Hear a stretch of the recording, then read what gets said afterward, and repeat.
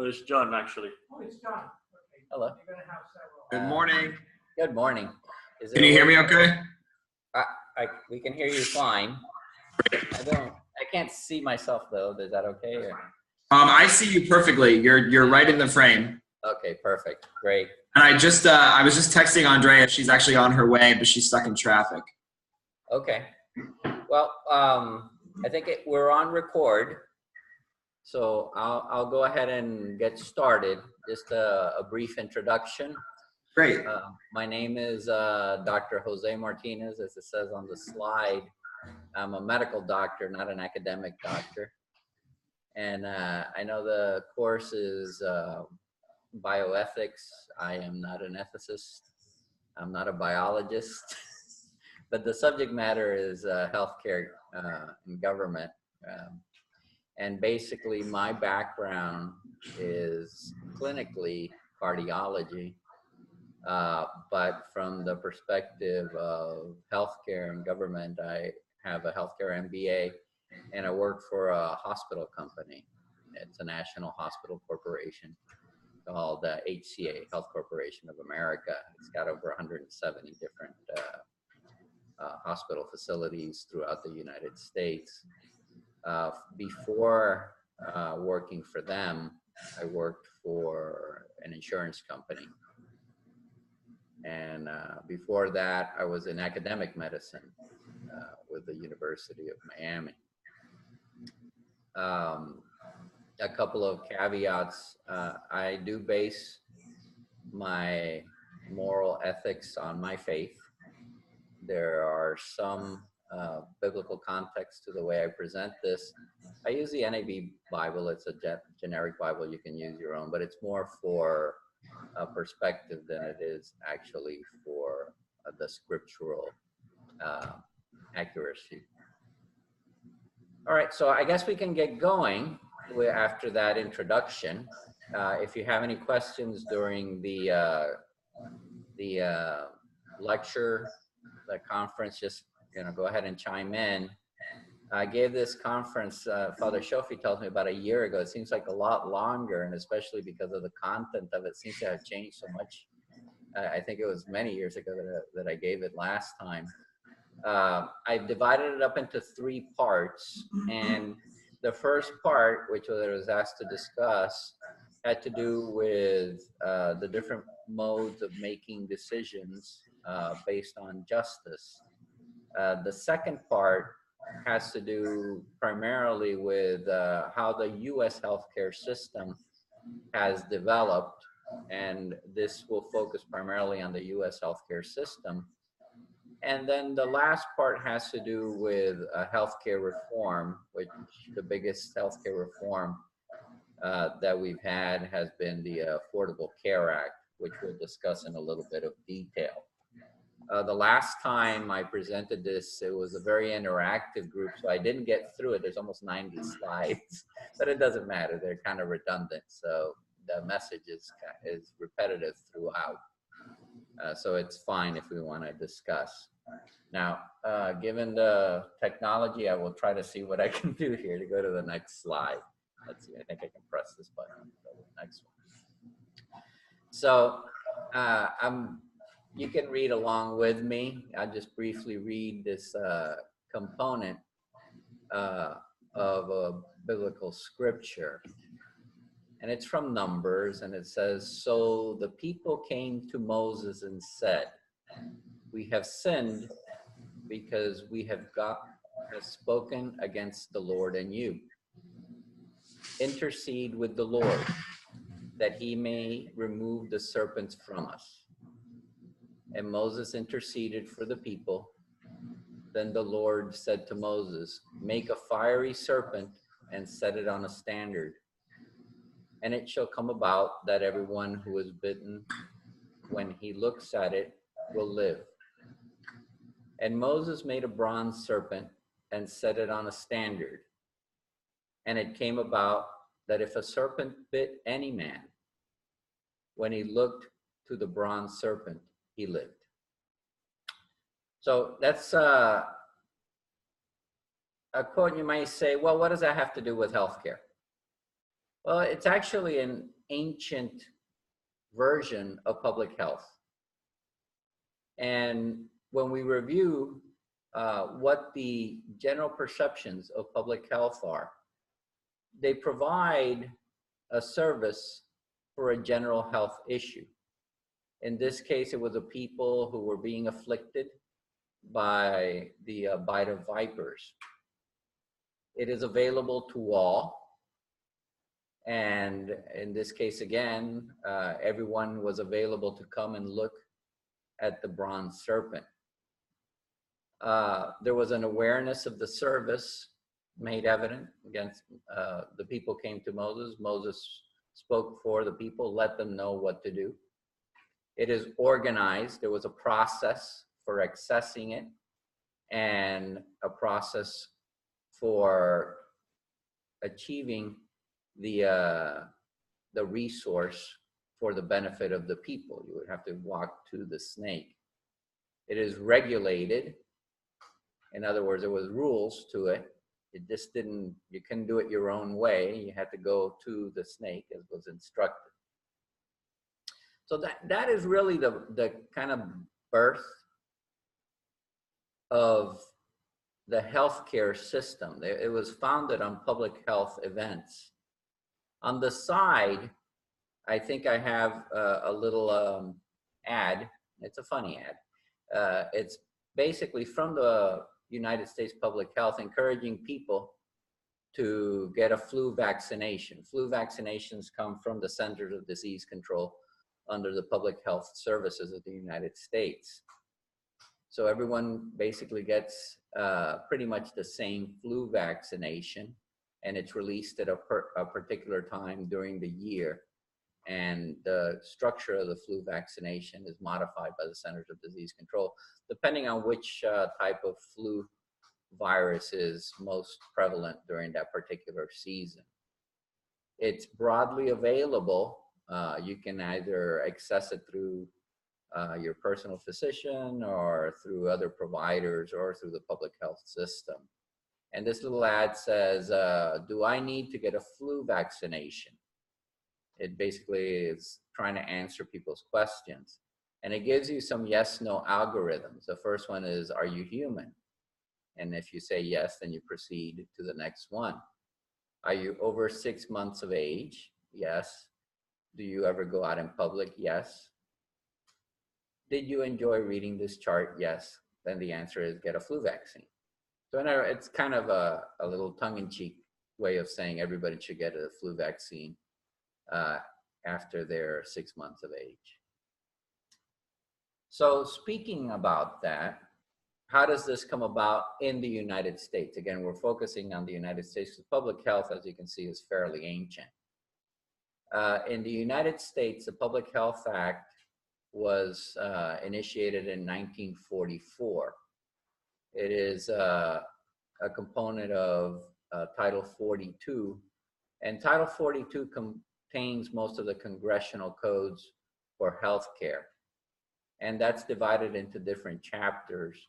Now, this will evolve through the years, and additional regulations may be associated with it. Different acts, amendments will occur. But it started basically around 1944, towards the end of World War II, when there was a sense of the value of public health, primarily created after the war, when there was a lot of communal type of issues that the federal government had now become involved in. The act was established primarily to give the federal government quarantine authority. And I think the two key words are federal government and authority. In other words, the federal government now could impose something on the United States public when it came to healthcare. At that point, it was primarily associated with communicable diseases and driven by the advent of the success of vaccinations. So here are some historical developments in the US public health system major amendments that we discussed could occur or have occurred have led for this policy to actually have an unclear determination and path. If you think about what its original purpose was, which was to quarantine and vaccinate, I just wanted to give you a flavor of how this policy has evolved and what generally happens in healthcare. So the first one was, which is fairly active today, is the family planning services. So that now engages beyond vaccination or I would say a defined health event to a broader social event, which is family planning. And in this, there's a lot of health clinics, women's and children's clinics that have developed from this. It's called Title 10. Now, the National Cancer Act of 1971 shifts from public health to particular disease processes. And so now we're starting to see a change in the way that the United States perceives public health from something general to something a little bit more specific. Now we're dealing with cancer, so the US government now is becoming involved in a particular disease process. And then I'll skip a little bit to the Health Insurance Portability and Accountability Act, which is called HIPAA. And now you're seeing public health policy getting involved in the process of insurance within the United States. And what that policy does, and we'll talk about it a little bit later, allowed people who had health insurance to now be able to, when they changed their jobs, be able to carry that insurance over to the next job, or if they were without a job for a while or in the process, they could continue the same insurance until they got a new job and were covered under the new insurance. So this was basically the component of the portability, because before there would be gaps. When you would leave one state of employment or one status of insurance before you started another one, you were basically uninsured. Now we go on to now muscular dystrophy, and the word here is interesting: community assistance, research and education amendments. This is the first time that now we're starting to see public health engaged more within the community setting, as opposed to a general access, disease specific, or about insurance. This is now about a particular disease and how it relates to community. And that relational component will become part of the mindset of how we proceed with healthcare into the new century. Then we go on to different components: hematologic cancer research, which is now getting much more specific within the Cancer Research Act, newborn screening getting much more specific from the Family Planning Act, and then eventually evolving to the overall healthcare system under the moniker of Obamacare, which is the PPACA, or Affordable Care Act of 2010. And then the reactionary component of healthcare in the United States for dealing with pandemics. At that time, we were dealing, I think, with the bird flu from Asia. Just maybe 2 years ago it was. Again, my timeline's become a little foggy as I've gotten older. We dealt with Ebola, and I don't know if you all can recall the public health outcries and the panics and all the different issues that were surrounding Ebola. We're quarantining the whole United States, banning people from the country. It was kind of like zombies on the march type of an event. And the public health system was involved. There was actual coordination within the United States of which hospitals would receive these patients, and there was actual guidance. And being part of a healthcare system, we actually were getting guidance from the federal government of what and how we should do things. Not all public health opportunities or public health issues have been resolved. Recently, there was a lot of discussion over stem cell research. I forgot it. His name is Reed. I think Superman was a spokesperson for stem cells. Unfortunately, he's passed away. But with time, it's been shown that the stem cell research, which was being proposed, really wouldn't have made much of a difference in healthcare. But in the end, it all came down to funding. And so you see now kind of the evolution of how healthcare has come from public policy into a more pervasive component of how we think and what we judge to be right and wrong within the United States from healthcare. We have components of overall healthcare down to social and economic components in family planning, disease-specific interventions, the relational components within the community, and finally, to the point of making financial decisions on what's right and what's wrong. So what is a healthcare system about? A little quote, but not finding any way to bring him in because of the crowd, they went up on the roof and let him down through the tiles with his stretcher into the middle of the crowd in front of Jesus. This is obviously about the crippled man who his family or friends made a hole in the ceiling so that Jesus would be able to heal him. What does this story bring to mind? It brings to mind the primary issue in most healthcare systems, which is access. So we have healthcare systems throughout the world.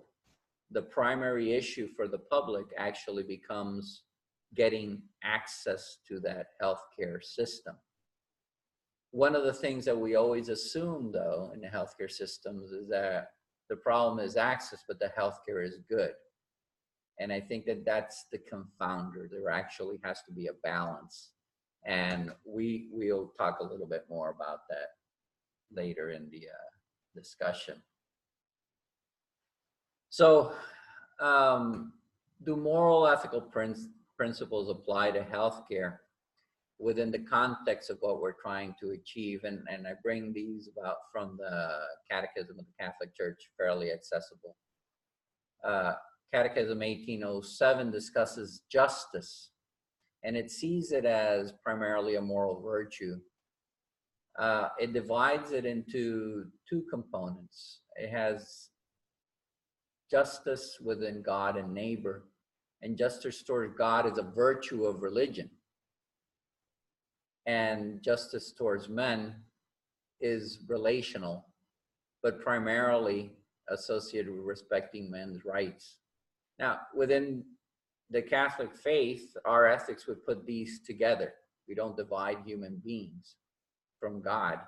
But in general society, that is one of the common things that could occur in discussion of healthcare policy, where we see a separation of what's correct and ethical within the human component versus seeing the global component of what we are as human beings.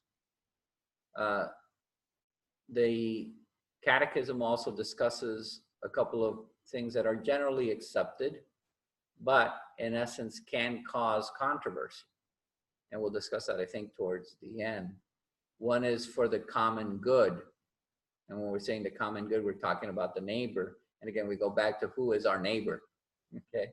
And then you have also, you shall not be partial. Okay? Again, now you have to deal with, you should not be partial in which ways? Okay, who has more, who has less, who can get, who can't get access, okay? It's interesting that within the Catechism, we also discuss the component of justice, which is what we're going to be discussing next. And it starts off with an issue that we see maybe a little different from a theologic perspective than we would see from a legalistic perspective, but it both apply. And it starts with the component or sense of what's called contracts. In the Catholic Catechism and in general, we accept different definitions of justice. The one described first is what's called commutative justice, which regulates the exchanges between persons and institutions, and it's structured within the rights. And this is basically a contractual agreement. Okay? Each party binds itself to fulfilling the obligations within the contract. So that's the foundation of justice. It's basically an agreement. It doesn't necessarily have to be equal, as we know a covenant would be. But it has to be agreed upon freely by both parties, and both parties have to abide by the agreement. If you don't start with that, then you really can't have any form of justice, because no one is agreement, then it becomes anarchy, right? There is no legalistic structure. Hello.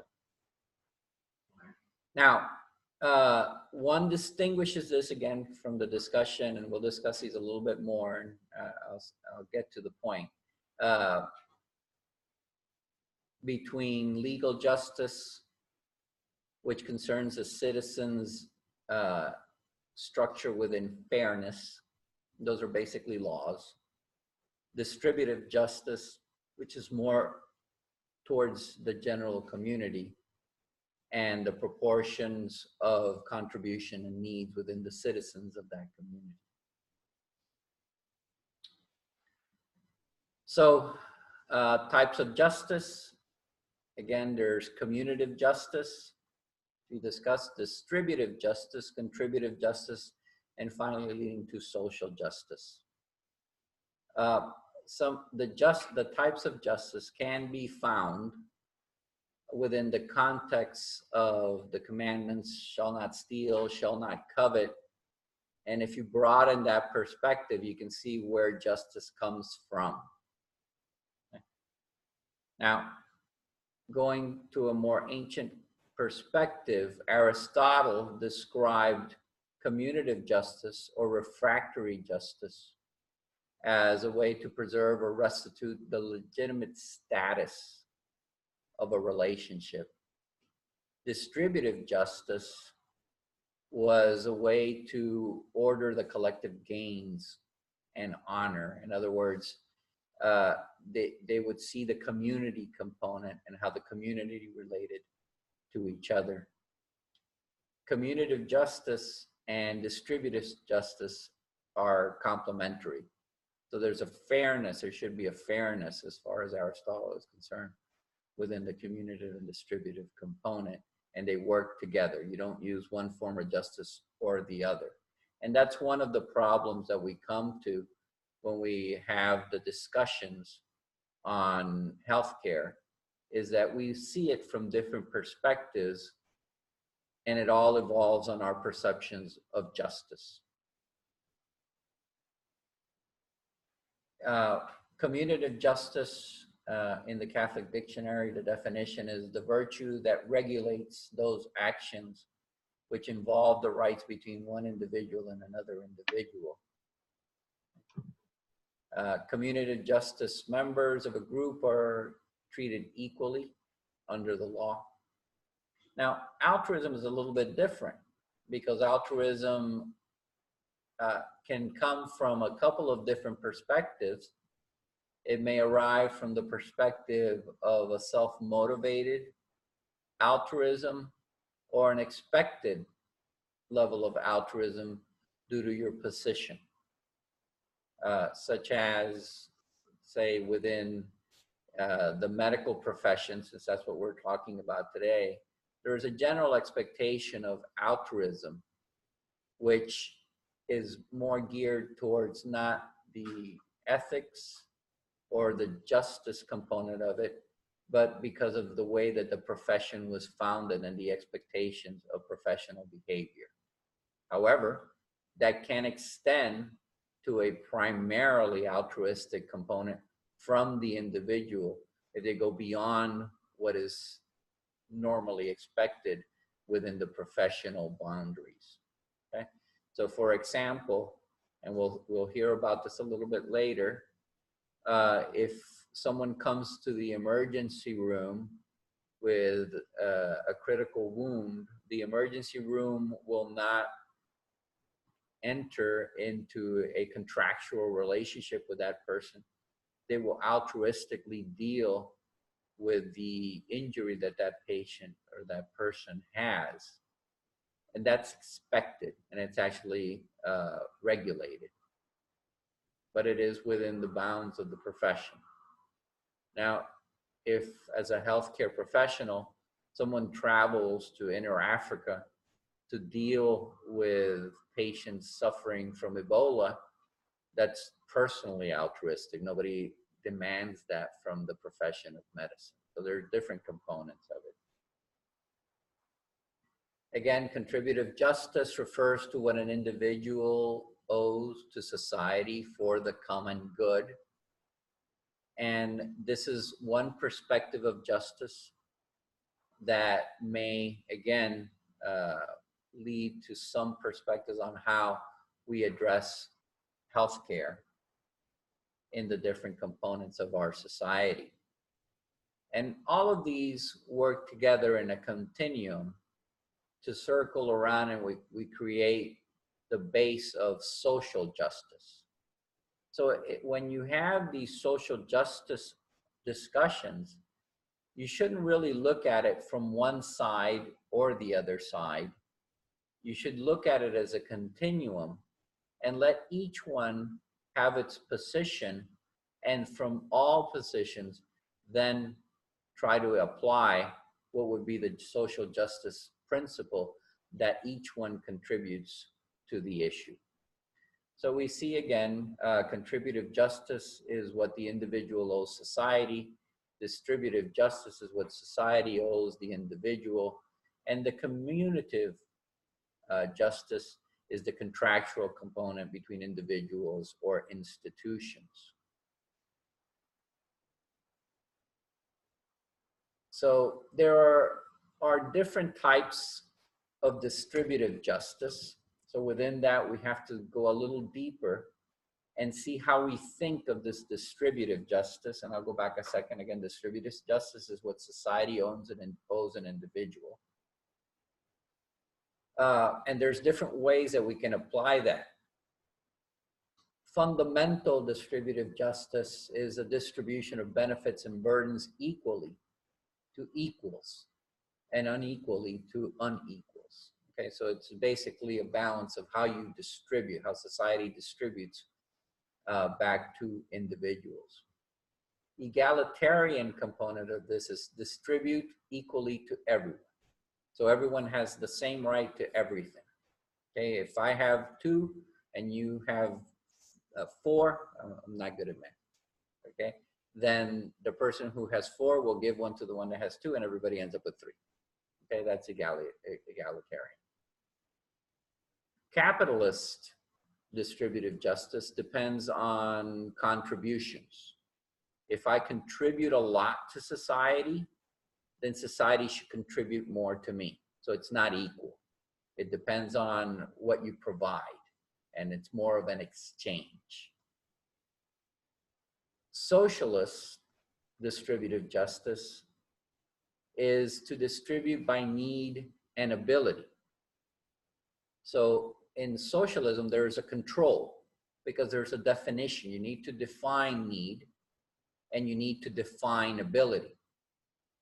So as a doctor, I may have exactly the same needs as someone else, but society may judge my abilities to be more important than somebody else's. So they may provide more to me than to somebody else. In libertarian distributive justice, it is purely by free choice. So if I wish to give everything, that's my choice. If I wish to receive nothing, that is my choice. If I wish to give a little to those who need a lot, that's my choice. If I wish to give a lot to those who don't need anything, that is my choice. So that's libertarian. In a more modern perspective on distributive justice, which leads to a lot of the polemic discussion that we have in our modern culture, there is what's called Rawls distributive justice, and Rawls was a particular social justice philosopher.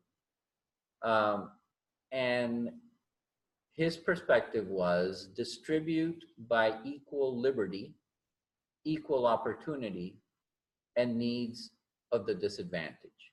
So what that's saying is basically that society should voluntarily give those who society feels are the most disadvantaged and those that may provide the most to society. In other words, society provides. So you're taking the individual's component, the contributive component, out of the equation, and you're leaving it purely at the distributive, at the distributive component where society is providing all. I don't know if this will work, but let's see. So this would be the contributor, the individual to society and society to the individual. So this one goes away, and basically society makes the decisions on who it needs to give, who it doesn't need to give, for the best benefit of the community. So there is no need for the individual to contribute. There may be, there may not be, but it's society that'll make the decision. Okay? So it's very different than the relational component of individual to society, society to individual, and the contractual. Okay? These two basically become rolled into one. Okay? So it's basically society down to the individual.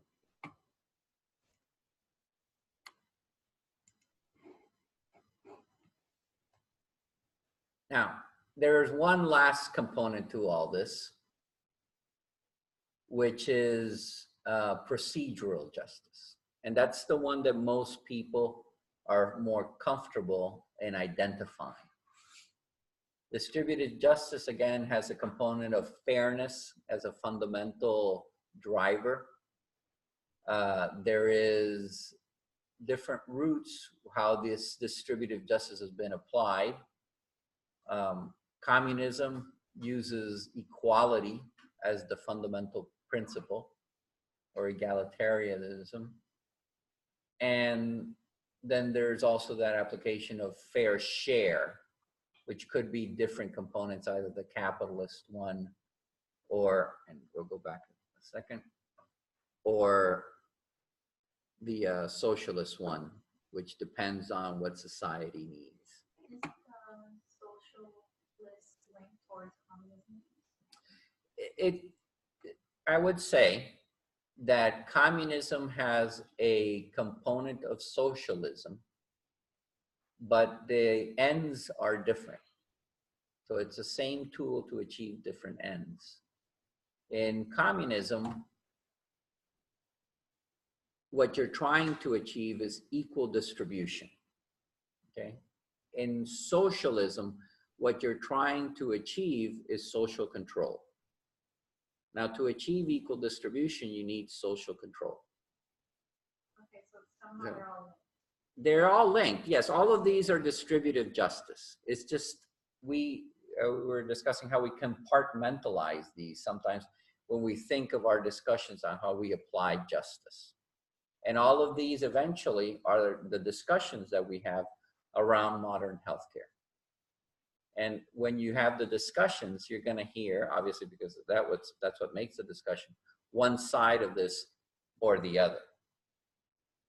But I think if I can make one point, is a more Trinitarian perspective, where you have to take all things from their individual perspective into one. And this is my editorial. I don't have the answer, because if not, I would have solved the healthcare issues of the United States, and I obviously cannot do that or have not done it. But whenever you deal with these, you have to take all sides and come up with the best component, but all three sides have to have a relational component to achieve what we're really trying to get to, which is social justice and behavioral and healthcare. Okay, how you get there is going to be a little different. We'll discuss a couple of different models. Okay, so did that answer your question? I'm sorry. Yes. Very good. All right, so we'll skip down to procedural justice, and again, that is also founded in fairness, but it is the structural legal component of how we apply justice. So those are basically regulations and laws, and we'll talk about regulations a little bit later. So a procedural justice would be the speed limit, right? So the speed limit is 55 miles an hour on the highway. Okay. That's a law. It's up to you to observe the law, and it's up to someone to enforce the law. And if you are not in compliance with the law, someone will enforce it, and you will, at one point or another, be asked to pay reparations for breaking the law. So if I speed and a police officer stops me for speeding and they give me a ticket, I'll go to the judge, and the judge says, yes, you were speeding and you owe us now, whatever, $100, whatever it is the fines are. I haven't gotten a speeding ticket for a while so far. I'm okay. But that's a law. Okay, and that's what procedural justice is.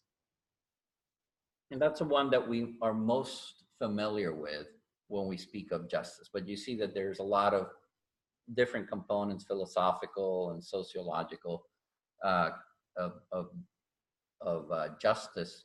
But all of this is within the construct of what we're trying to achieve, which is overall the best ability to provide healthcare for the people. So here's a little bit of the controversy. This is when it starts. John Rawls, born in 1921. He is a product of the turn of the century progressivism. He was the most influential theory of distributive justice.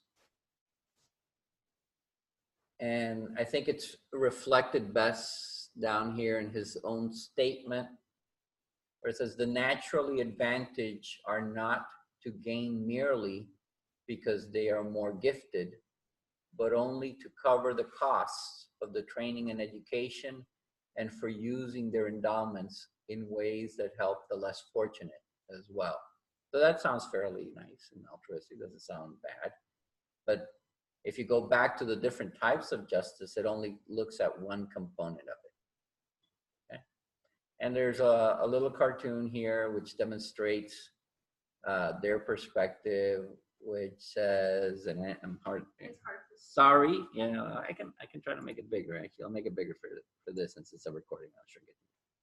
Okay, it says, sorry, but your private health insurance won't cover a cesarean.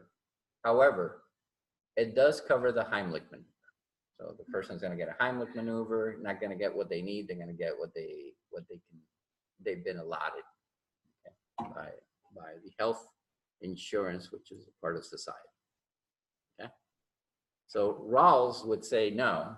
Rawls would say, no, the health insurance has a lot of money. They should pay for whatever this person needs. Okay. Now, Robert Nozick was more of the industrialist revolution perspective, which has to do again with that contributor or productivity-based component of justice. Let me see if I've lost my my slide control here. Okay, so here we have distribute by contribution.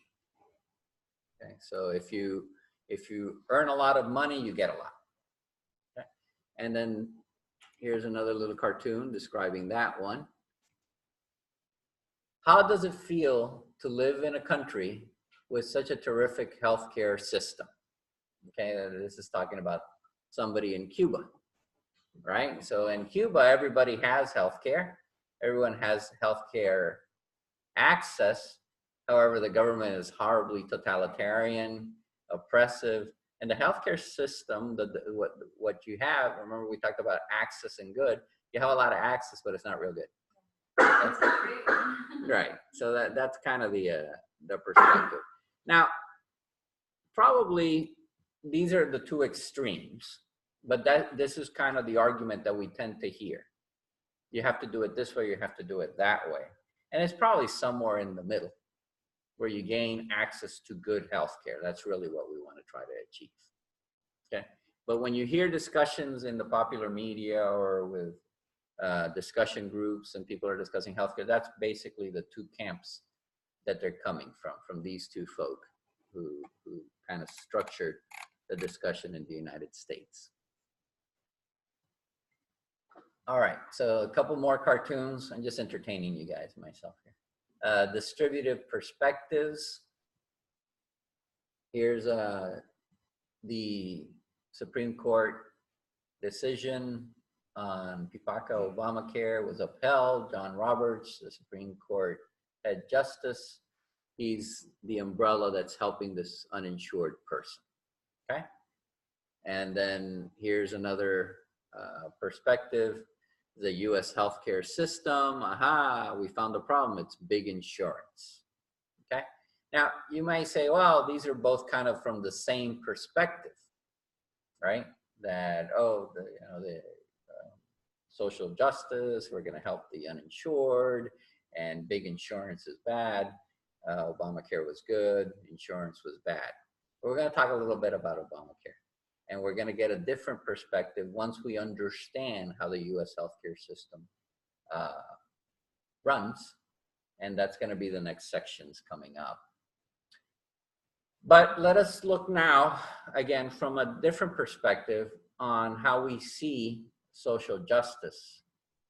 In 1891, there was a very new and revolutionary perspective published by the church in ecclesiastical letter Rerum Novarum, and it basically discussed the relationship and mutual duties between labor and capital,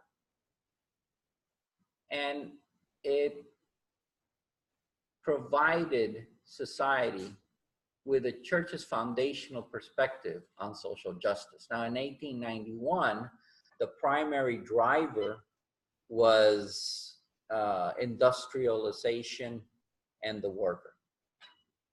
But it covers a broad perspective of topics, and it's very worthwhile reading because it's over 100 years old, yet very applicable to a lot of the things that come up today.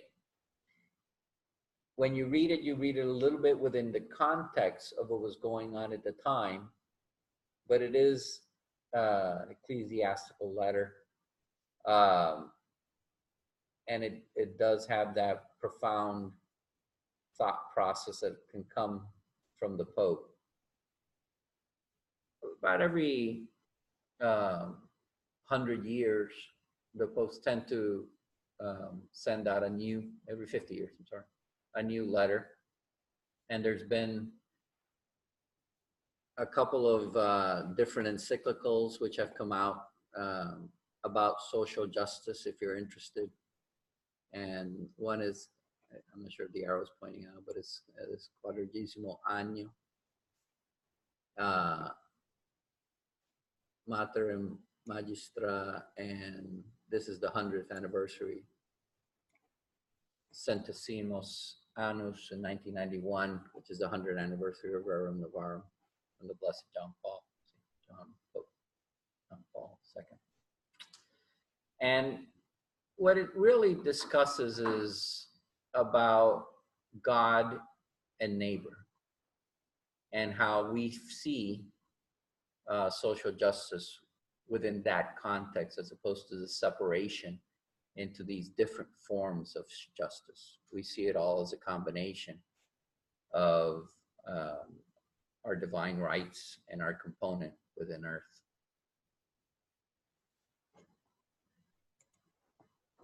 All right, so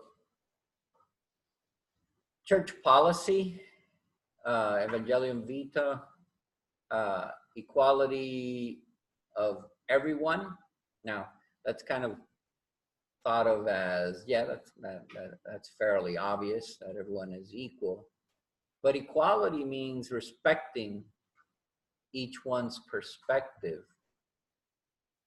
equally, so that not one person's perspective is greater than another's. So this kind of a modern day example would be the radical Muslim in the Middle East versus the Christian under the oppression of radical Muslims. We see each one has a perspective, and they have an equal perspective. Each one must be respected. One is not greater than the other, although the one that we feel is the way that is the more appropriate perspective from the way things are seen should not be altered by an external force. Okay, so it's hard. It's a hard theology to apply constantly, but we're human, so we do the best we can, and the church guides. So we go on to apply it to a little different issue, which is more to do with healthcare. And it says, justly made on behalf of human rights, for example, the right to health. Okay. So now we have an equal right to health, not to only a perspective, but to a social benefit. Okay.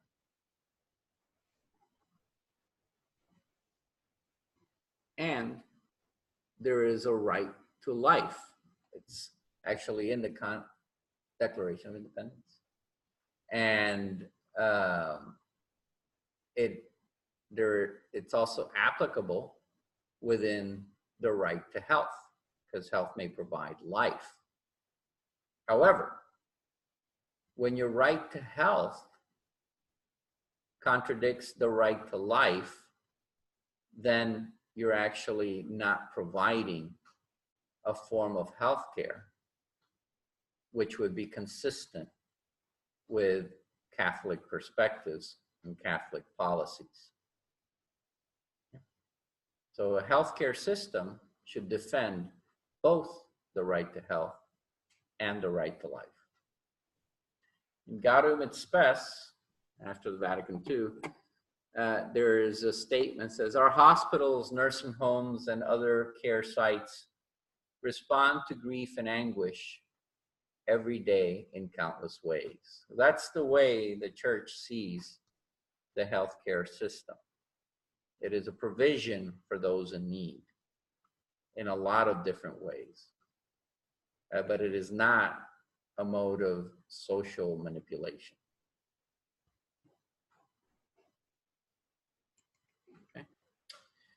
So we're going to go on to the next section, and if you'll permit me, I'm sure it breaks at the right time, because I think we might take a break. Okay, yeah. So let's take a little 5-minute break, and then we'll go into healthcare systems, which is a little bit more what I do and what I apply. Can you? I need technical support at this time. For all of these. See you in a bit.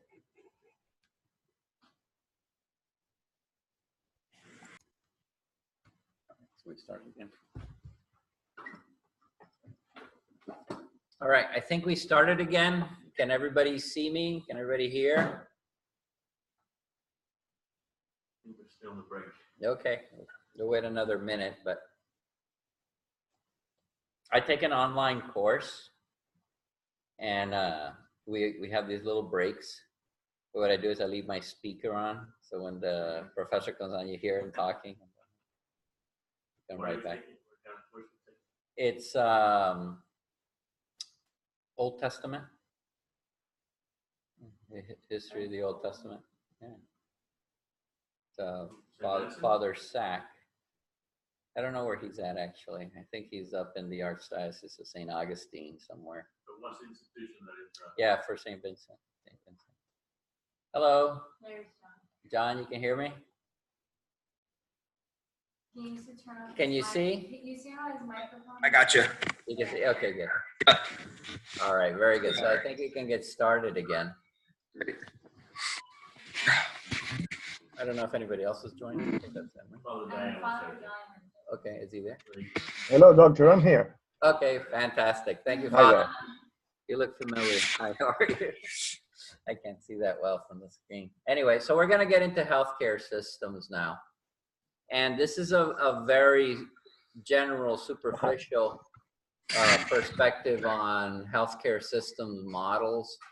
There's a lot of nuances and can get much more complex, but it just gave you kind of a general idea. When we think of healthcare systems, there's, for practical purposes, 4 models. The first model is called the Beveridge model.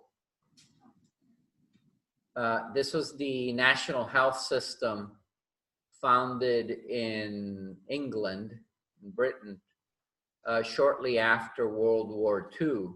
You can imagine that after World War II, the infrastructure of the country was quite different than before, and they had to restore social functions. There was always a tendency, because of that industrial versus worker component in England, to see very much that social justice perspective as society providing to the individual, given that the workers were providing so much to society. So in order to start providing healthcare again, and all these soldiers coming back and restoring the families and putting the schools back together and providing for the children, they came up with a national health service, which is basically government-run healthcare system, accessible to all. And that's the traditional, what we call socialized, quote unquote, medicine that is evident in England. The Bismarck model was the model developed in Germany, which is an unusual model in that it mimics the US component, in that it is still run by insurance companies. The German model is based on the German society, which is very bureaucratic. It basically has a lot of structure, regulation, bureaucrats, and everyone works. So the need for providing for the non-worker isn't as heavy, but there has to be some structure on how it's provided, and that's given over to what's called the insurers, the insurance companies. Now, the difference is that these insurance companies are different from the US insurance companies, which are for the most part for profit. In Germany, the insurers, which are basically the regulators, are non-for-profit. They are subsidized by the government. That's the Bismarck model. Now, the national health insurance model is the Canadian system. It's similar to the British model, except that there is payment. They basically do bill. There's a kind of that exchange component. The difference is that there is no insurance companies. There's just a single payer, which is the Canadian healthcare system, and they regulate what they pay for. Okay. And then the most prevalent system in the world is actually the out-of-pocket model, which is you pay for what you need or what you want.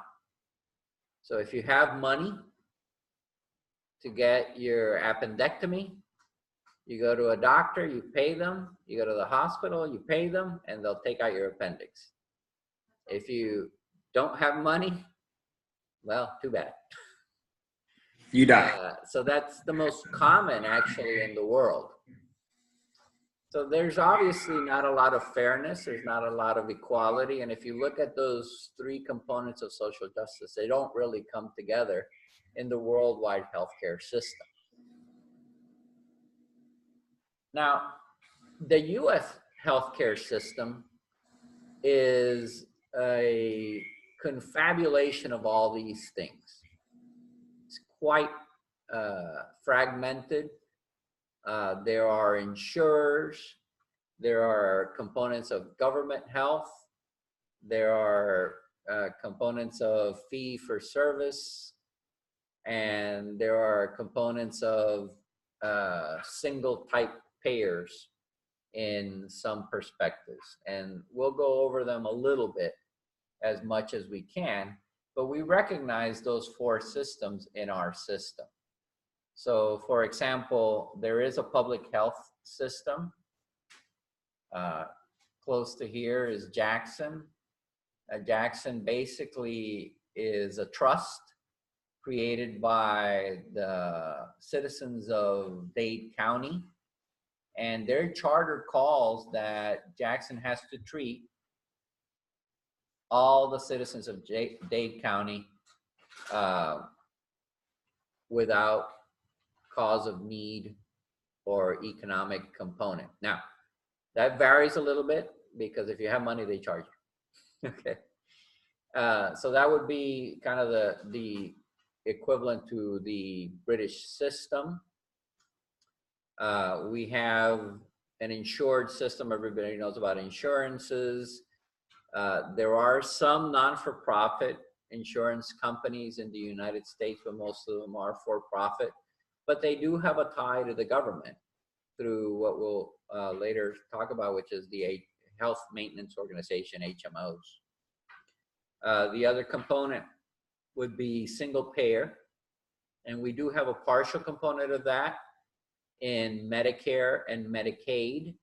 If you're a Medicare patient, the payer is the Medicaid system, the Medicare system, CMS, Centers for Medical Services, and the same for Medicaid.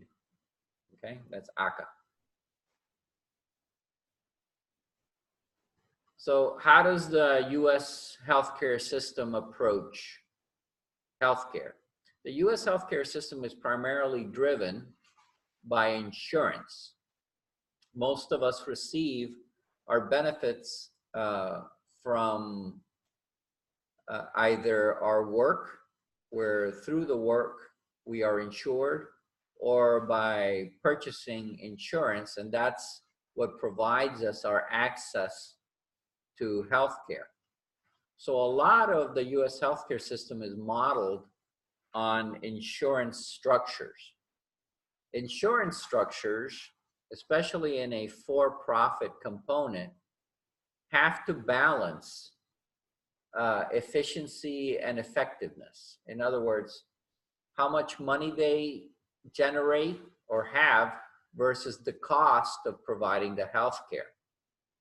There has to be a balance because an insurance company cannot have negative amounts of money, because then they wouldn't be able to cover the cost of healthcare for their members.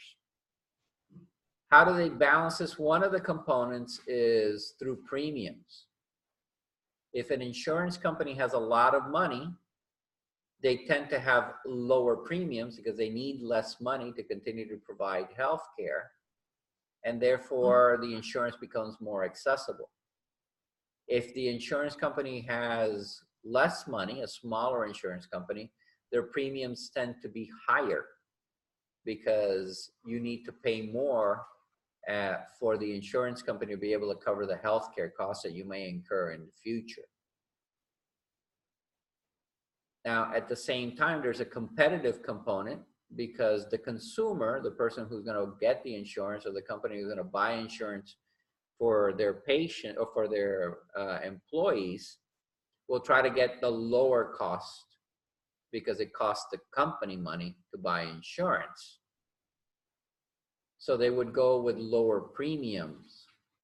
Now, the higher premium ones would have to compete in that market by possibly providing more services. So the company would then have to balance whether they're going to provide their employees lower premiums or more services. And that's what happens in your enrollment cycles. I don't know if you all have those, but once a year, they'll send you a little form and you're able to pick insurance option 1 or insurance option 2 or insurance option 3. And those are the ones that basically the company has agreed to with the insurer, giving then their employees a personal perspective on choosing which insurance best applies to them. So if I'm a very young, healthy person, maybe I may pick the very low premium with a very low number of services because the chances are I may not need health care. If I'm an older individual like myself who has chronic diseases, and chances are I'm going to need to see the doctor periodically, or a person who may be during their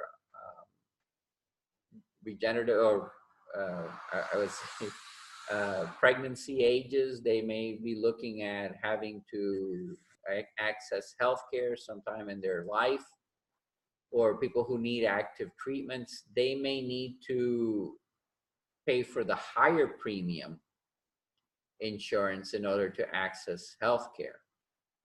Now, at the end though, there's a balance because you need to provide healthcare. So the ideal would then be, well, I'm going to have really low premiums so that everybody can buy it, but I'm going to provide really bad services which don't cost anything. And that may not be the option. You may need to raise your premiums a little bit in order to be able to provide better services, or raise your premiums a lot so that you can provide anything that the person may want. Okay? So it's a difference between buying the classic, the Volkswagen versus the Cadillac. Okay. Any questions on that? Okay, so that's primarily the way the US healthcare system works, and the mass majority of us have some component of an insurance-based healthcare benefit. Now, within that component of effectiveness, that other side of the balance, those providing the care have to judge what kind of care is best provided, because they have to at the same time deal with the insurance companies, and the insurance companies have to choose them as providers. So if I'm a doctor and all of my patients, I do 100 million things, and all of my patients cost the insurance companies a lot of money, the insurance company would say, well, we don't really want you on our panel because we can't afford you. We need Dr. Martinez to be very, very frugal so that we can continue to offer the premiums to the people who are accessing our insurance, our members. So I have to balance what I do with what the best benefit is for the patient. Now, I put a lot of little formulas on there, and honestly, I don't do this in my head. These are, for the most time, done for me, but it's just mostly the monikers so you can see. And the balance is really three components. I keep reaching that. Okay, it's benefit. I don't know if you can see that. Oh, there we go. No. Benefit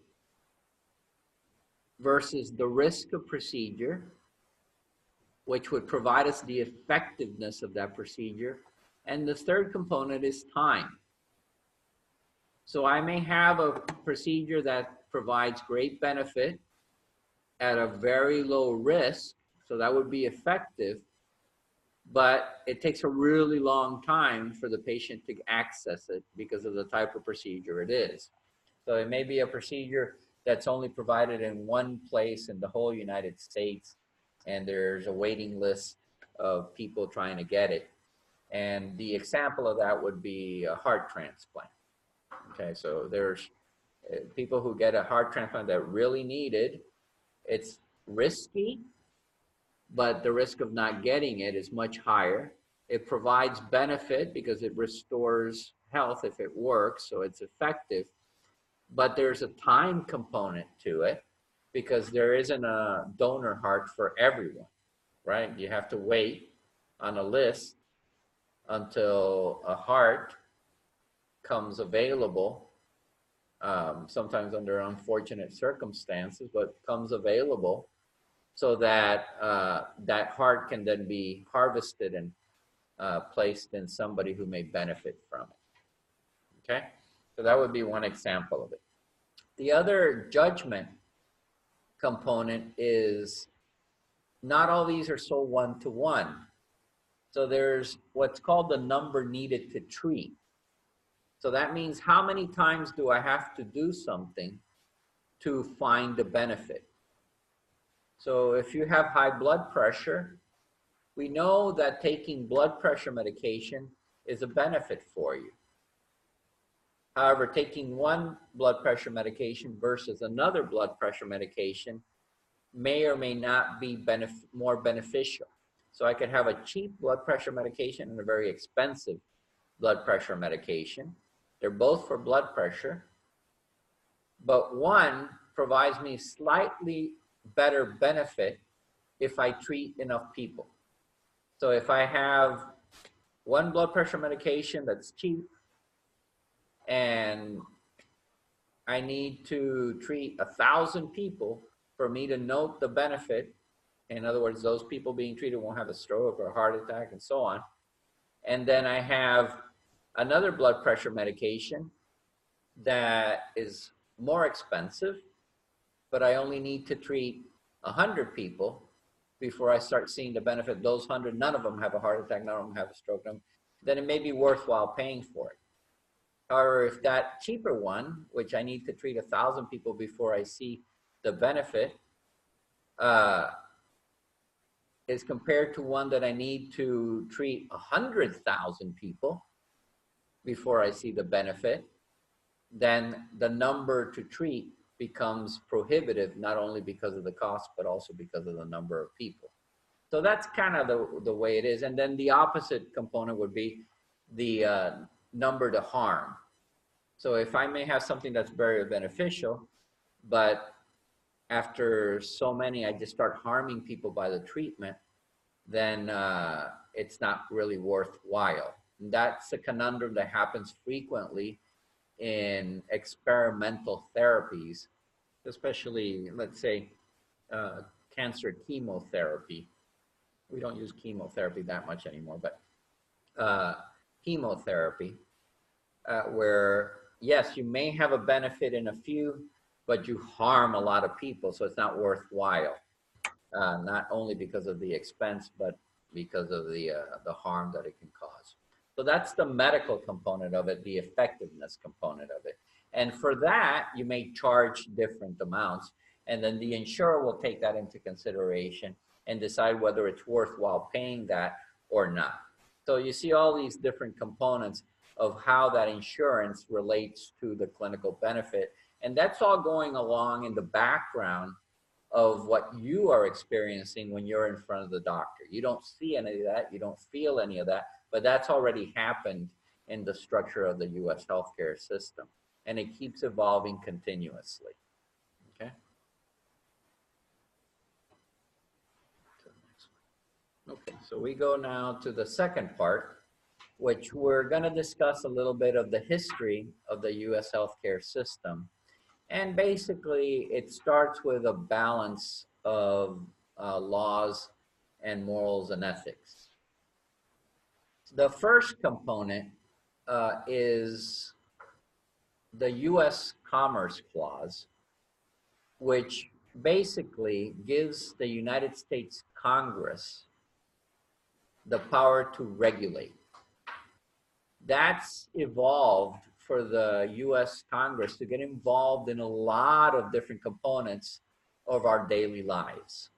Everything from the size of our tires to the type of water we drink, and of course, healthcare. That is placed in opposition to constitutional amendments or rights that we may have. Okay, we have Constitutional Amendment 1, which provides us freedom of religion, Constitutional Amendment 4, which provides us the right to privacy, and the 14th Amendment, which provides us equal protection under the laws. So you say, okay, those are good things, but actually, Constitutional Amendment 1, the freedom of religion, is a significant point of polemic, of argument between Constitutional Amendment 4, the right to privacy. Can anybody tell me why? No, okay, that's fine. And the right to privacy. Why those two would what? Why do they conflict in modern U.S. healthcare system? Maybe I didn't pose the question well, but let me explain it to you because it's not so intuitive. They're both good amendments, and their intent was obviously very good. But how they came into a discussion and possibly a conflict has to do with the Commerce Clause and how the United States is able to regulate healthcare issues. Okay, so now the US government becomes involved and it becomes a federal issue in healthcare. Healthcare is now a federal issue. So that means that the ultimate determiner of justice is that legal justice, which goes to the Supreme Court, right, at the highest level. And at the Supreme Court, they interpret these different clauses, regulations, and amendments to make a determination. So there is a free exercise of religion. And from a certain perspective, especially within the Catholic faith, we see the importance, divinity, of all the members of society, both the unborn and the born, right? There we have babies in the womb, and then we have babies that have joined us in our families. And we see adults, and we see the elderly, right? And that's part of our faith. So we exercise that faith by respecting the rights of all those individuals, which we discussed earlier on in this presentation. No problem. The Fourth Amendment provides a right to privacy. In other words, individuals have a right to not have to tell others what they're doing. So we have the right to privately worship, to pray, and we don't have to tell anybody that we're praying. Okay? We can and we do, but we don't have to. This was actually the argument that was presented in the landmark right to abortion decision. Okay? The abortion decision in the US Supreme Court was not based on the right to have an abortion. It was on the right to privacy. A woman had a right to privacy. And the abortion was deemed a private event between that woman and her physician. So it did not provide the US government an opportunity to interfere in that private contractual exchange between the woman and the physician. So it is a right to privacy that drives the right to abortion for women. But we have a right to free exercise of religion. So we know that abortions are occurring, and as our free right to religion, we, from our faith perspective, can oppose it, okay, or should oppose it, and are able to oppose it under the Constitution. And that's where the discussion actually lies. So if there would be a change, it would be based on a challenge to that right of privacy, not to the right of abortion in and of itself. Okay? Because we have the free right to religion, and if our religion says we do not participate in abortions, we have that free right to exercise. Now that creates more conflicts going forward as we conflate these issues into what is true social justice. And then we get down to equal protection under the laws. So who is protected? Is it those who are exercising their free religion rights, or those who are exercising their privacy rights? Okay? It's equal protection, so everyone should be protected in the same way. But how do you accomplish that? So you can see how complex these moral issues become, moral and ethical issues, based on just one component of justice, which is the legal component, because you would have to create laws which cover everything, and that's not possible. So you have to come from a fundamental component and take all components of justice and then come to a balance. Okay?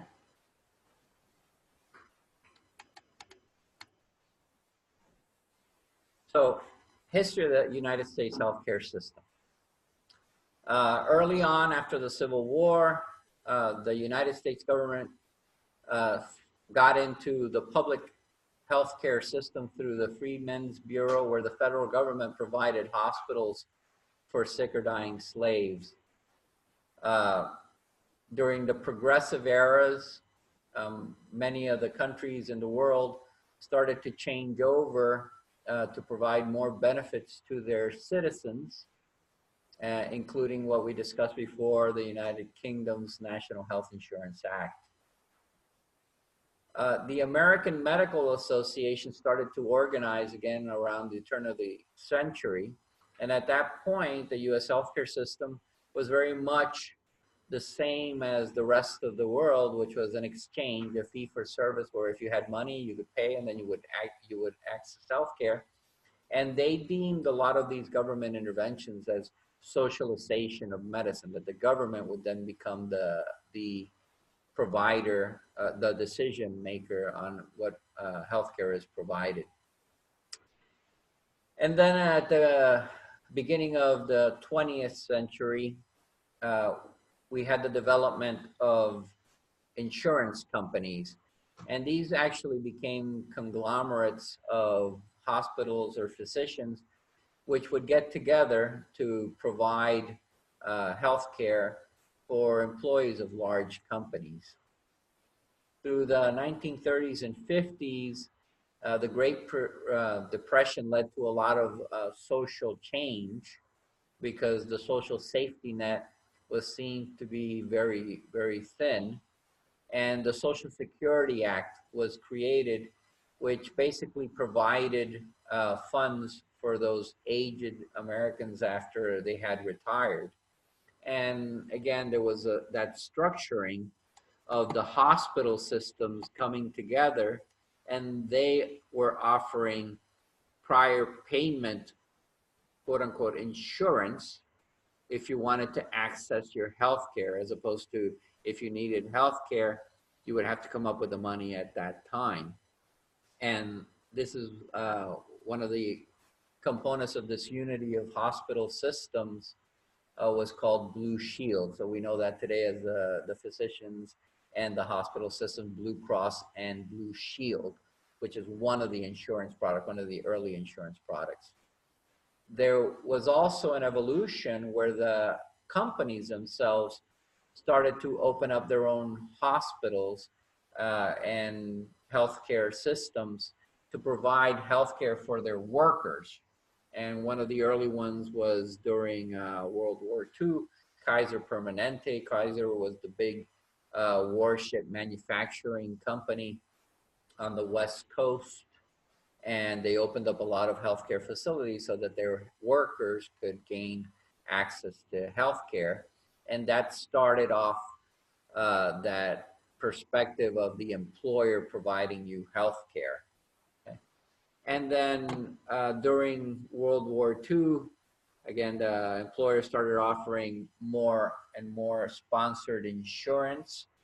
And they took that out of the overall payment that they were usually offering their workers. So if they were paying you $100 a week, then now they would pay you $90 a week, but they would give you insurance, health insurance. And they noted that the workers found that to be a valuable benefit for them, which attracted workers. So the workers were willing to give up a little bit of their pay so that they could gain access to these healthcare systems. Okay. Now, one of the drivers for that was the Hill-Burton Act in 1951, which really exploded this form of healthcare coverage in the United States, where now that businesses could make the expense of providing healthcare insurance a tax-deductible business expense. So not only were they paying less to their employees, they could also deduct from the paying taxes on profit the amount of money that they were paying the insurance companies for providing healthcare benefits to their employees. So it became kind of a win-win for corporate industrial America. It became a big win for the insurance companies as far as integrating as the delivery system for healthcare in the United States. And it added that socialization in the mind of the worker, the employee, that the health insurance came from my place of employment. Okay? And that's how we kind of got to where we are today. In the 1960s, we started to see problems arising in the system, and it was the civil rights era where there was a lot of social consciousness. And one of the first ones that was identified was the problem of the uninsured elderly. Obviously, if you were now unemployed, you were retired, you were no longer with the company, you would no longer have insurance. But the elderly are, in turn, the ones that are more likely to get sick and need healthcare coverage and need access to healthcare. So the Medicare program was developed, which covered elderly retired people, with the federal government being the payer for their healthcare needs.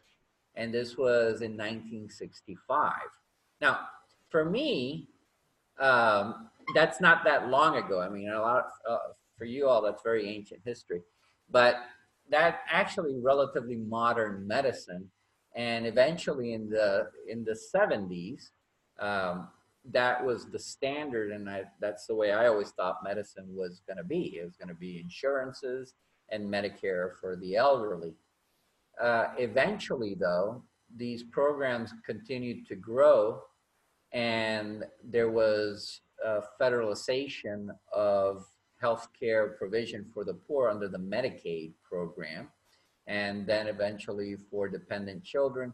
And finally, the creation of health maintenance organizations, because the costs of providing these healthcare was becoming exorbitant. They were basically a single payer, which was the government, but they were paying fee for service to the government, to the provider. So if you came in and I said, well, you know, I'm going to cut your toenail, I'm going to charge the federal government $1 million, I would send them a letter and say, hey, send me $1 million. I just cut somebody's toenails, and here came a check for $1 million. So the government said, no, we can't afford this because we're going to run out of money. So what we need to do is prevent people, it's a good idea, prevent people from getting sick so they won't have to have their toenails cut. They should learn how to cut their own. This is preventative medicine, and the health maintenance organizations were born, where they would prepay them. They would actually give them the money up front, and with that money, they said, you keep these people healthy so they won't have to access the acute care hospital system. That's a primary staple now of the US healthcare system, and that's actually where the insurers have evolved to. So before, the vast majority of insurance was just a general insurance. Somebody would buy it and you would get your health care from that. Now, health maintenance organizations basically sell risk. They say, okay, if you give me $100 a month, I'll provide the health care and I'll keep your employees healthy, and you won't have to pay me again if they do become sick, okay? That's become much more lucrative than the traditional fee-for-service, or what we call commercial insurance, where you pay a certain amount to maintain health insurance, and then the insurance company then pays what it needs to pay once you access the health care, because they have no control on that. Within the health maintenance organization, they can control the healthcare costs with contracting with the provider very directly. So it kind of leaves, though, the patient or the member, the beneficiary, out of the equation. It's more now an exchange between the HMO and the provider. And then you just get the healthcare that the HMO buys for you. Okay, it's a little complex, I understand, but that's basically the model in the United States healthcare system. It's a conflated model of various insurance components.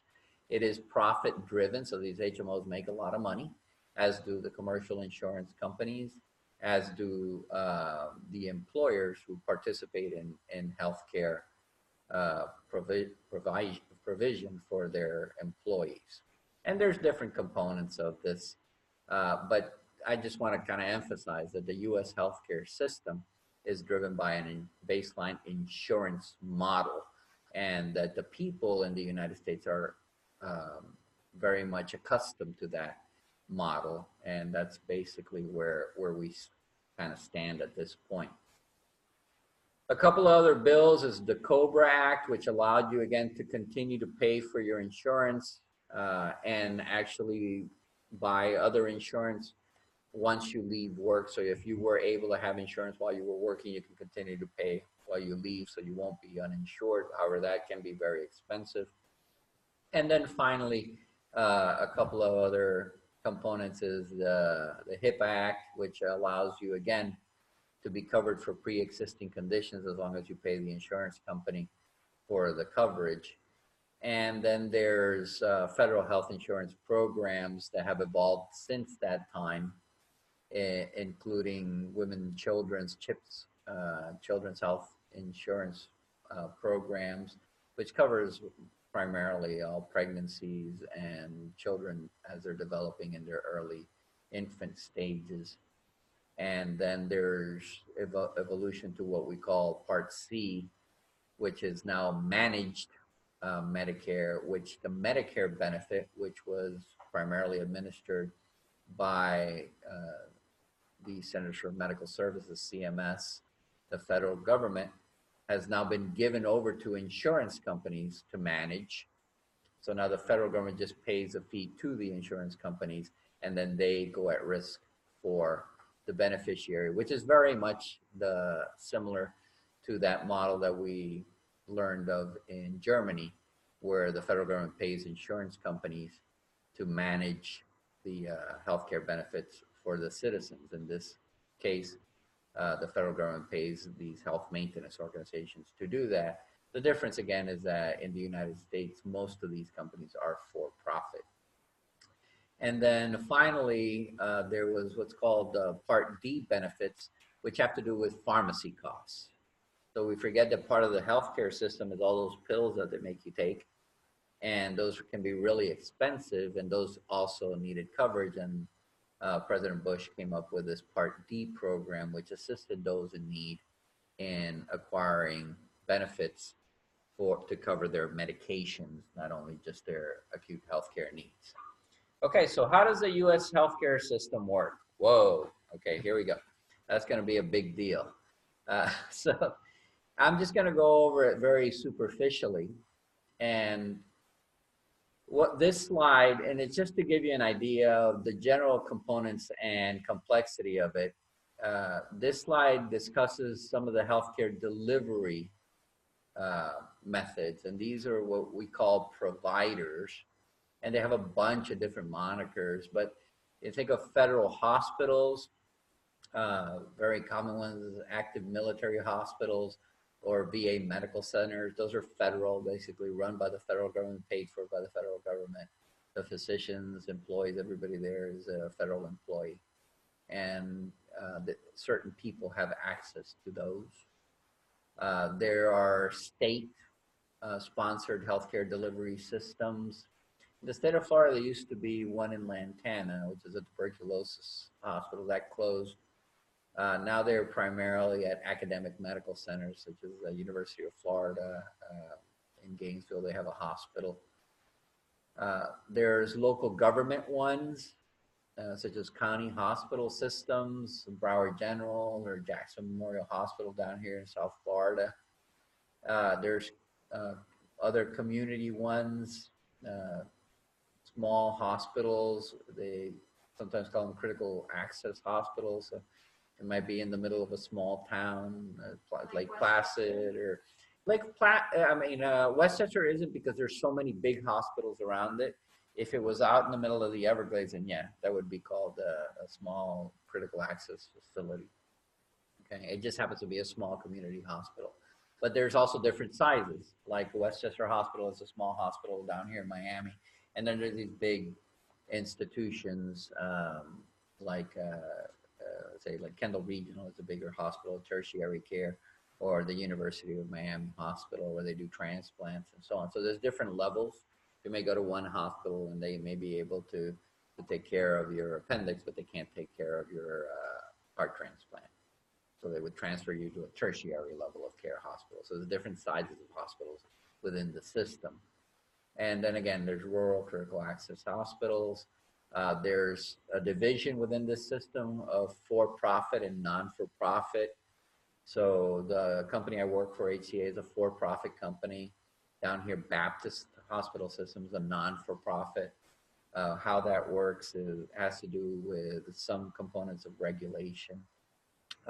There are what's called trauma centers, which are structured and regulated in a different way. And they deal primarily with acute trauma injuries, burns or falls or traumatic gunshot wounds, things like that. There are freestanding emergency rooms, so you can go to an emergency room attached to a hospital, or you can go to an emergency room that's just in the middle of a shopping center. There are urgent cares, we know that from CVS and now Target. Ambulatory surgical centers, so before all surgeries were performed in the hospital, now they can be performed in an outpatient setting. You have your surgery, go home the same day or the next day. There's skilled nursing facilities, which is when you leave the hospital and you can't quite get restored to health at home, you can go to a facility that provides nursing care. So if you're elderly and you need wound care and antibiotics, you might go there for a week or so before you get to go home, because that level of care may not be able to be provided at home. There are rehabilitation centers where you can kind of get restored to functional capacity There are long-term units where you can stay a long time in those facilities, 30, 60 days.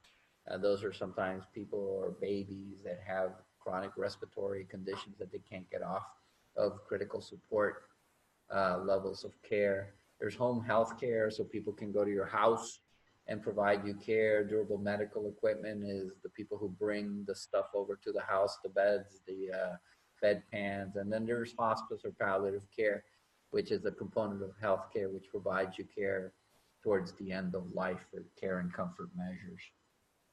There's different types of insurances. Fee for service basically just means that whatever I do, I charge a fee and they pay me for. There's prospective payment, which prepays for the care that I would more than likely get. So it's like, I don't know exactly, but it's like a subscription, basically service where you pay $5 a month and you get whatever, no matter what you use. There are behavioral health benefits in the U.S. healthcare system. They basically divide these two.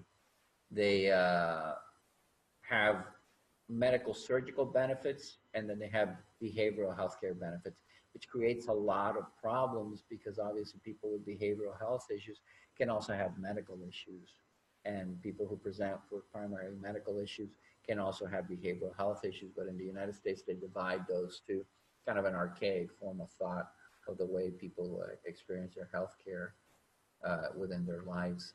There's commercial, which basically just means that you buy from an insurer and then you go ahead and access care and the insurer provides the payment.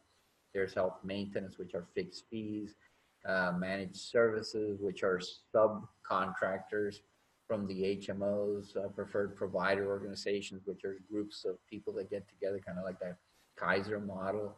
There's a point of service, which basically limits the levels of providers that you can access. You may be able to go to these 3 hospitals, but not these other 3 hospitals, or these particular doctors and not these other doctors. And you can look at that when you go buy your benefits. There's newer products called the Affordable Care Organizations, where they basically manage your care. And if they manage it efficiently enough relative to everybody else, the government pays them a bonus. So it's kind of a payment for good behavior.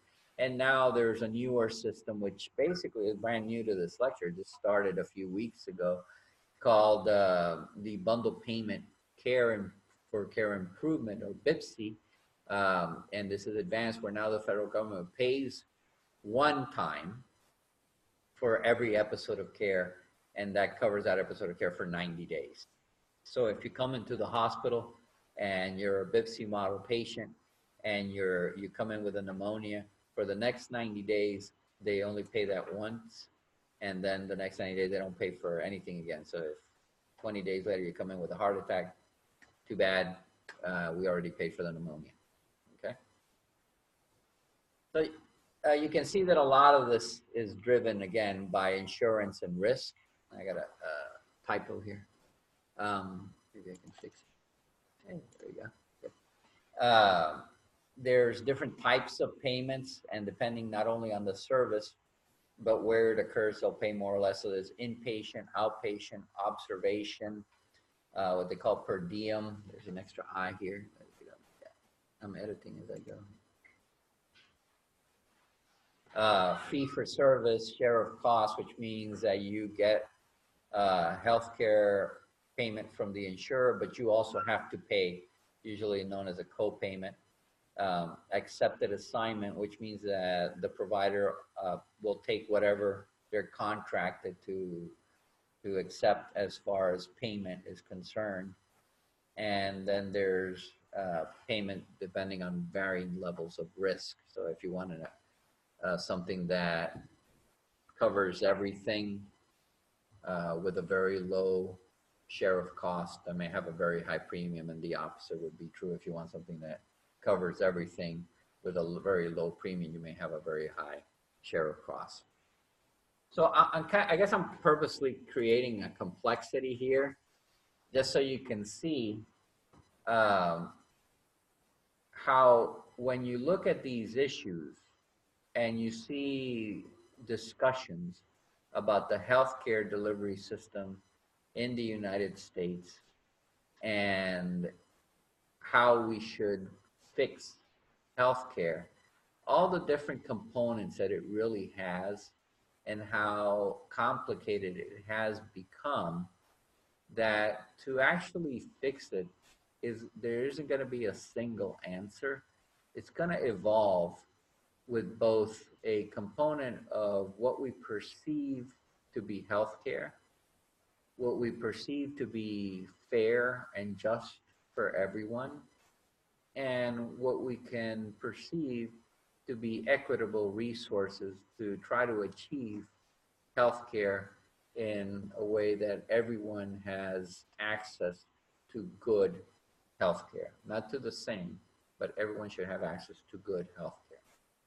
Now, the final component of the healthcare system has to do with regulations. Obviously, this is a different system, but one of the big payers is the federal government. So there's a slurry of regulations covering the Medicare, the providers, labs, the component of IT, privacy, emergency room, which is EMTELA, which is that thing that everybody speaks about, that if you show up in an emergency room in the United States, they have to take care of you. That's actually a federal regulation, and that's true. If you come into the emergency room with a medical emergency, whether you have money, whether you have insurance, whether you don't have insurance, they have to take care of you by federal regulation until they can stabilize you, and that's called EMTELA. So remember that slide that I talked about, altruism. That's a regulated level of altruism where you have to do it no matter what, okay? And then there's the Affordable Care Act, which we'll talk about at the end of the lecture.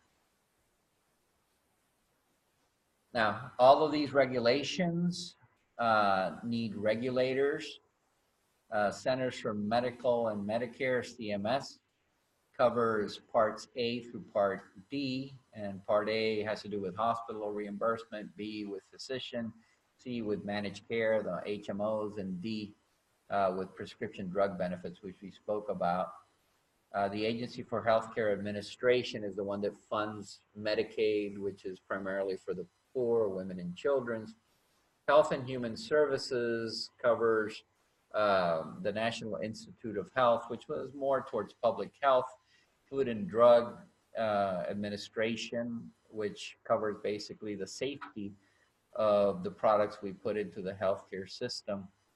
And the Health Resources Services Administration, which provides for special programs. There's also the Agency for Healthcare Research and Quality, which is the way we review outcomes in healthcare, whether we're having good outcomes, bad outcomes, whether there's a facility that's providing very poor care, and what we need to do to fix it.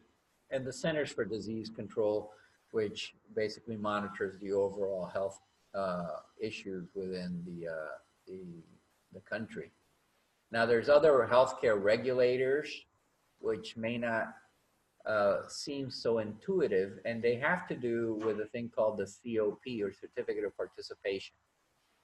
Everybody who is involved in charging in any way, asking for money from the healthcare system, signs what's called the Certificate of Participation. It's basically the rules and regulations of being able to participate in the system, and it's a contractual agreement. That contractual agreement is enforced by the words in the contract and regulations if it's from the federal government, which can constantly change. And you are to adhere to that contractual agreement, or if not, make restitution.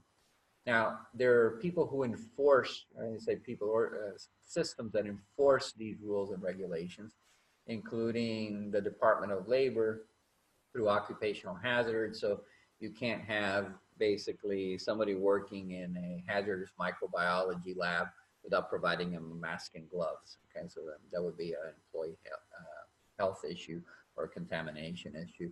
The Office of Inspector General, which monitors regulations with compliance, and they are a legal enforcement agency. The Federal Bureau of Investigation, it's actually a crime to vary from your certificate of participation. Alcohol Bureau of Alcohol, Tobacco, and Firearms, Environmental Protection, the Internal Revenue Service, Drug Enforcement Agency. There's a repeat down there. To make a long story short, there's a lot of federal agencies that are involved in regulating medicine with various levels of compliance requested under penalty of continued certification, fines, and legal incarceration. And then there are non-government regulatory agencies which kind of report up to the government to provide them with a sense of quality of care for the product that they're paying for, like the Joint Commission for Hospital Accreditation, Institute of Medicine, the Leapfrog, which provides publicly accessible ratings for healthcare facilities, and NCDR, which basically governs cardiology. So what does a regulatory framework mean? It is a model used for enacting regulations by the government. That's basically what it is.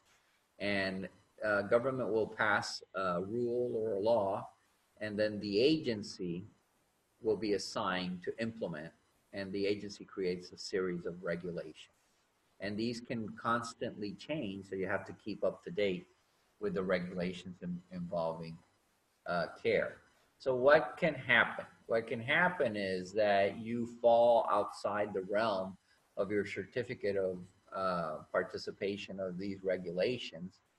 And there are several different schemes which the government considers defrauding them or defrauding the system, including billing for services not rendered. That means that you're asking for money for something you didn't do, or asking for more money than you should be asking for, or asking for money more than once, or in an inappropriate way, or doing too many things, or unnecessary things, or paying somebody to give you patients or give you their right to bill the federal government, and also the appropriateness of medical records. There's a lot of different components to this, but this is a major focus for the healthcare system in the United States in an interesting way, because not so much that they feel that there's a right and a wrong, kind of like stealing or not stealing. It's actually to protect their money. They want to make sure that the healthcare system stays within the boundaries of what's budgeted for that system, and that those participating in it as providers who are asking to be paid are doing that within an appropriate set of guardrails. So again, the Office of Inspector General through the FBI is the primary enforcer of many of these laws. And there's a major focus in the Affordable Care Act, which specifically has allotted $350 million to pursue physicians who don't stay within the confines of these regulations. This creates a conundrum for the physicians, since their primary motivation should be, as professionals, the care of their patient. And with all these regulations, they feel that they can't focus so much on their patients. They have to deal more with the regulations, and that the patients are the ones that are suffering to protect these economically driven perspectives on how healthcare should be delivered. And that's not an editorial, that's just one of the perspectives that physicians may have. If you can sense from all that's going on, that's why I actually exist. And my role is actually to keep all these physicians and regulations and facilities in line with each other, so that we are providing, again, within that balance of insurance to service level to appropriateness, benefit versus risk. And that all of these things is what I do daily, discussing things with hospitals, physicians, providers, insurers. And that's why I am now in the role that I'm at. Although I'm a physician, I don't actually provide healthcare to anyone directly. I spend my time dealing with these type of issues. So in part, this statement is not wrong, because these regulations have actually created me and taken me away from what I used to do, which is to provide cardiology care for patients. So those patients no longer have access to me. I spend all my time dealing with all those other slides that we have seen before. All right. So a couple of other components. There's a thing called independent contractors, which basically are people that work with the federal government. And within that framework, there's a thing called the false claims and whistleblowers lawsuits, which anyone can participate in. And if someone, a citizen or anyone involved in the healthcare system, sees that there's a type of fraud ongoing or perception of significant fraud going on, they can tell the federal government and say, listen, I think that this particular healthcare facility is billing all these mammograms and they don't even have a mammography machine. I went in there and I can't believe that, but they're billing them. And the federal government will come and investigate. And if they find that to be true, they'll try to recover money and they will pay the person, the whistleblower, part of that money, part of that recovery. Now, that didn't actually evolve from the healthcare system. That actually evolved during the Civil War, this regulation, this structure, when people were basically defrauding the federal government for armaments, for arms. So somebody would say, I'm going to sell you 100 muskets, and they would ship you 50, but the federal government would pay for the 100, and the seller was pocketing the gains from the 50 that they didn't send you. If you worked for the company making the muskets, you would say, hey, you know, federal government, my boss here is only sending you 50 instead of 100, and then the federal government would reimburse that person.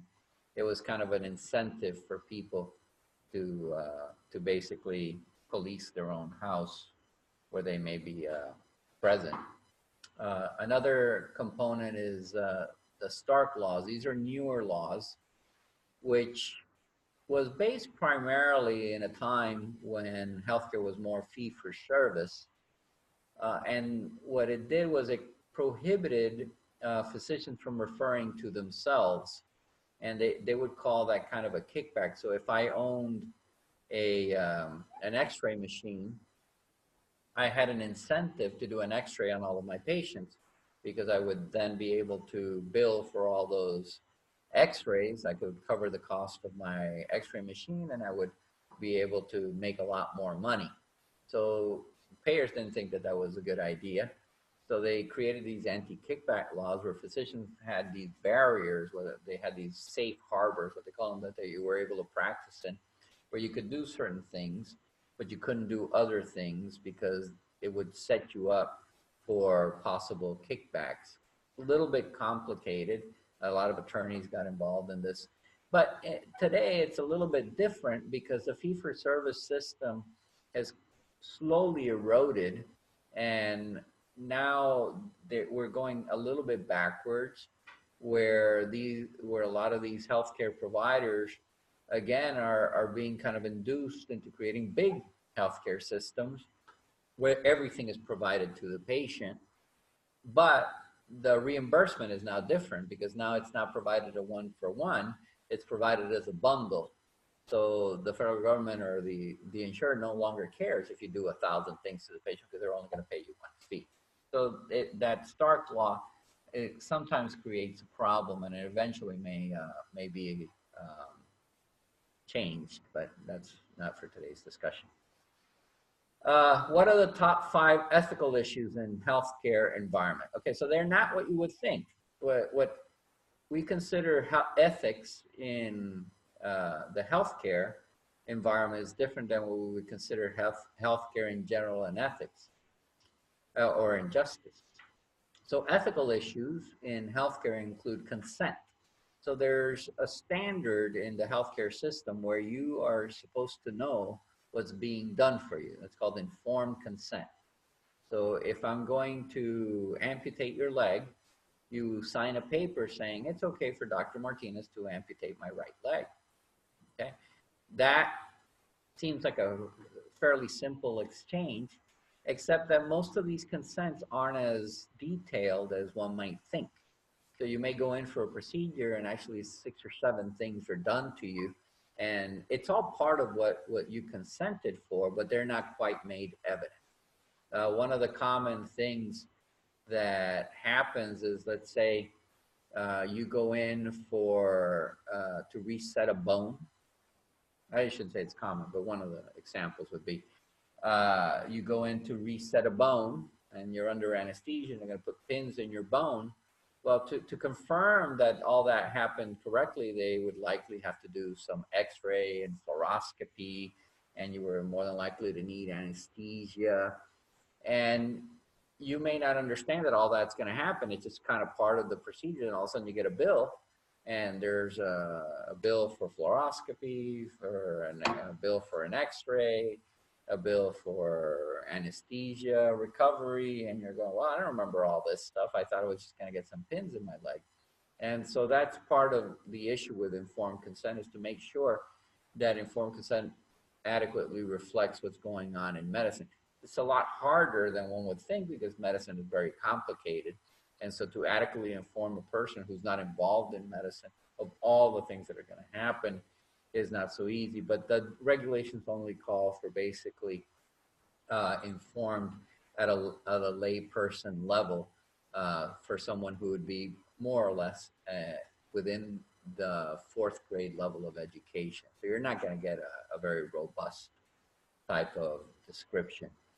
EMTALA has to do with transferring patients when they are in the emergency room.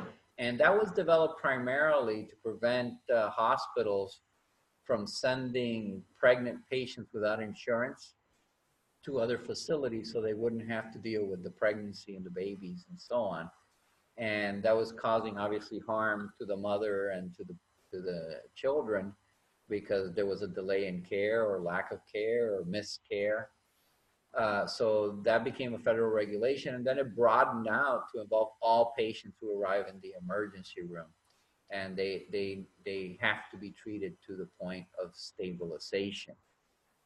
That sometimes is difficult because, not, like I said, there's different types of hospitals. There's very small hospitals, there's bigger hospitals. So not all hospitals can do everything, but you may be able to do some things. So sometimes it's not as simple to determine if this patient can appropriately be transferred or not, because there may be a service within your facility, and not everything is so overtly evident when the patient first comes in. So you may say, well, this patient needs this type of doctor, and we don't have that here. And then you transfer that patient, and when it gets to the other facility, they say, well, you know, any general surgeon could do that, and you guys have general surgeons. So you get an EMTALA violation, and you get in trouble without really having any malintent. It just happens.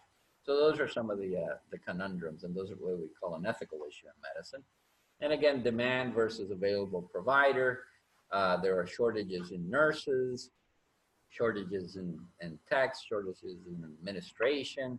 There are shortages overall in the healthcare system, but it's not as easy as saying, well, it would be great if I had 100 more nurses. Actually, nurses cost a lot of money. So you may not be able to have as many personnel, nurses, types of doctors in every facility to meet the demands. So there's got to be some balance as to the levels of services that you can provide. And then again, end of life issues, and this is as complicated as the beginning of life issues, but it is becoming more pervasive a discussion in the United States. And that does have a lot of components of moral and ethical I would say justice, fairness issues than maybe some of the other issues have to do. But in essence, the key and the difference why this is an ethical issue in the healthcare system is not for what we think. It has to do with finance. It has to do with money, how much money we spend on people at the end of their life. Okay? And so we got to be careful that we don't fall into that trap and make sure that we are always thinking of the human being and not thinking of a system when we deal with end-of-life issues. Yes? Talking about end-of-life issues, do you foresee a growth in the profession of a bioethicist within the U.S. healthcare system in the near future, especially in this area that involve ethical issues and life issues, so on? It's an interesting question. My perspective would be that there should be a growth in bioethics for a multitude of reasons in the healthcare system, especially when you're dealing with this type of components. But in the end, in the US healthcare system, there's a lot of economic drives. And at this point, there isn't an economic platform for bioethicists where you would say there's going to be a new employment line where every hospital is going to have a bioethicist. Now, with time and with regulation, it may come up, and we're going to have a tiny little discussion on something called the panels, which is part of the Affordable Care Act, which is key. But at this point, the way facilities run is that they create these committees called ethics committees. But they're made up of multidisciplinary teams of just people who get together and give their ethical opinion depending on their perspective. But it's not, I would say, a trained professional bioethicist. And so the opinions can be quite complex. And to give you a short answer is, yes, I do see a future for it, but I don't see the presence of it at this time, okay? So I think it's an opportunity for evolution. How we get there, I'm not 100% sure. It's not within my line of sight, so it's not something I'm going to be able to develop, but it would be something that I think would be an invaluable resource as we move forward away from this very complicated system into something that, again, fulfills what we're trying to achieve, which is access to good healthcare. Okay. Does that kind of answer your question? Okay. All right. Very good. All right. So, again, the final thing, allocation of limited medication, limited resources. We have to be able to provide, obviously, access to treatment to people, and it's not so much just the surgical components or the interventions that we do. Medications are becoming significantly expensive.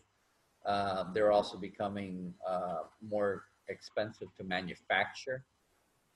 And sometimes even the generic medications aren't available. When I was in practice early on in my career, people would abhor the idea of taking a generic versus a brand medication.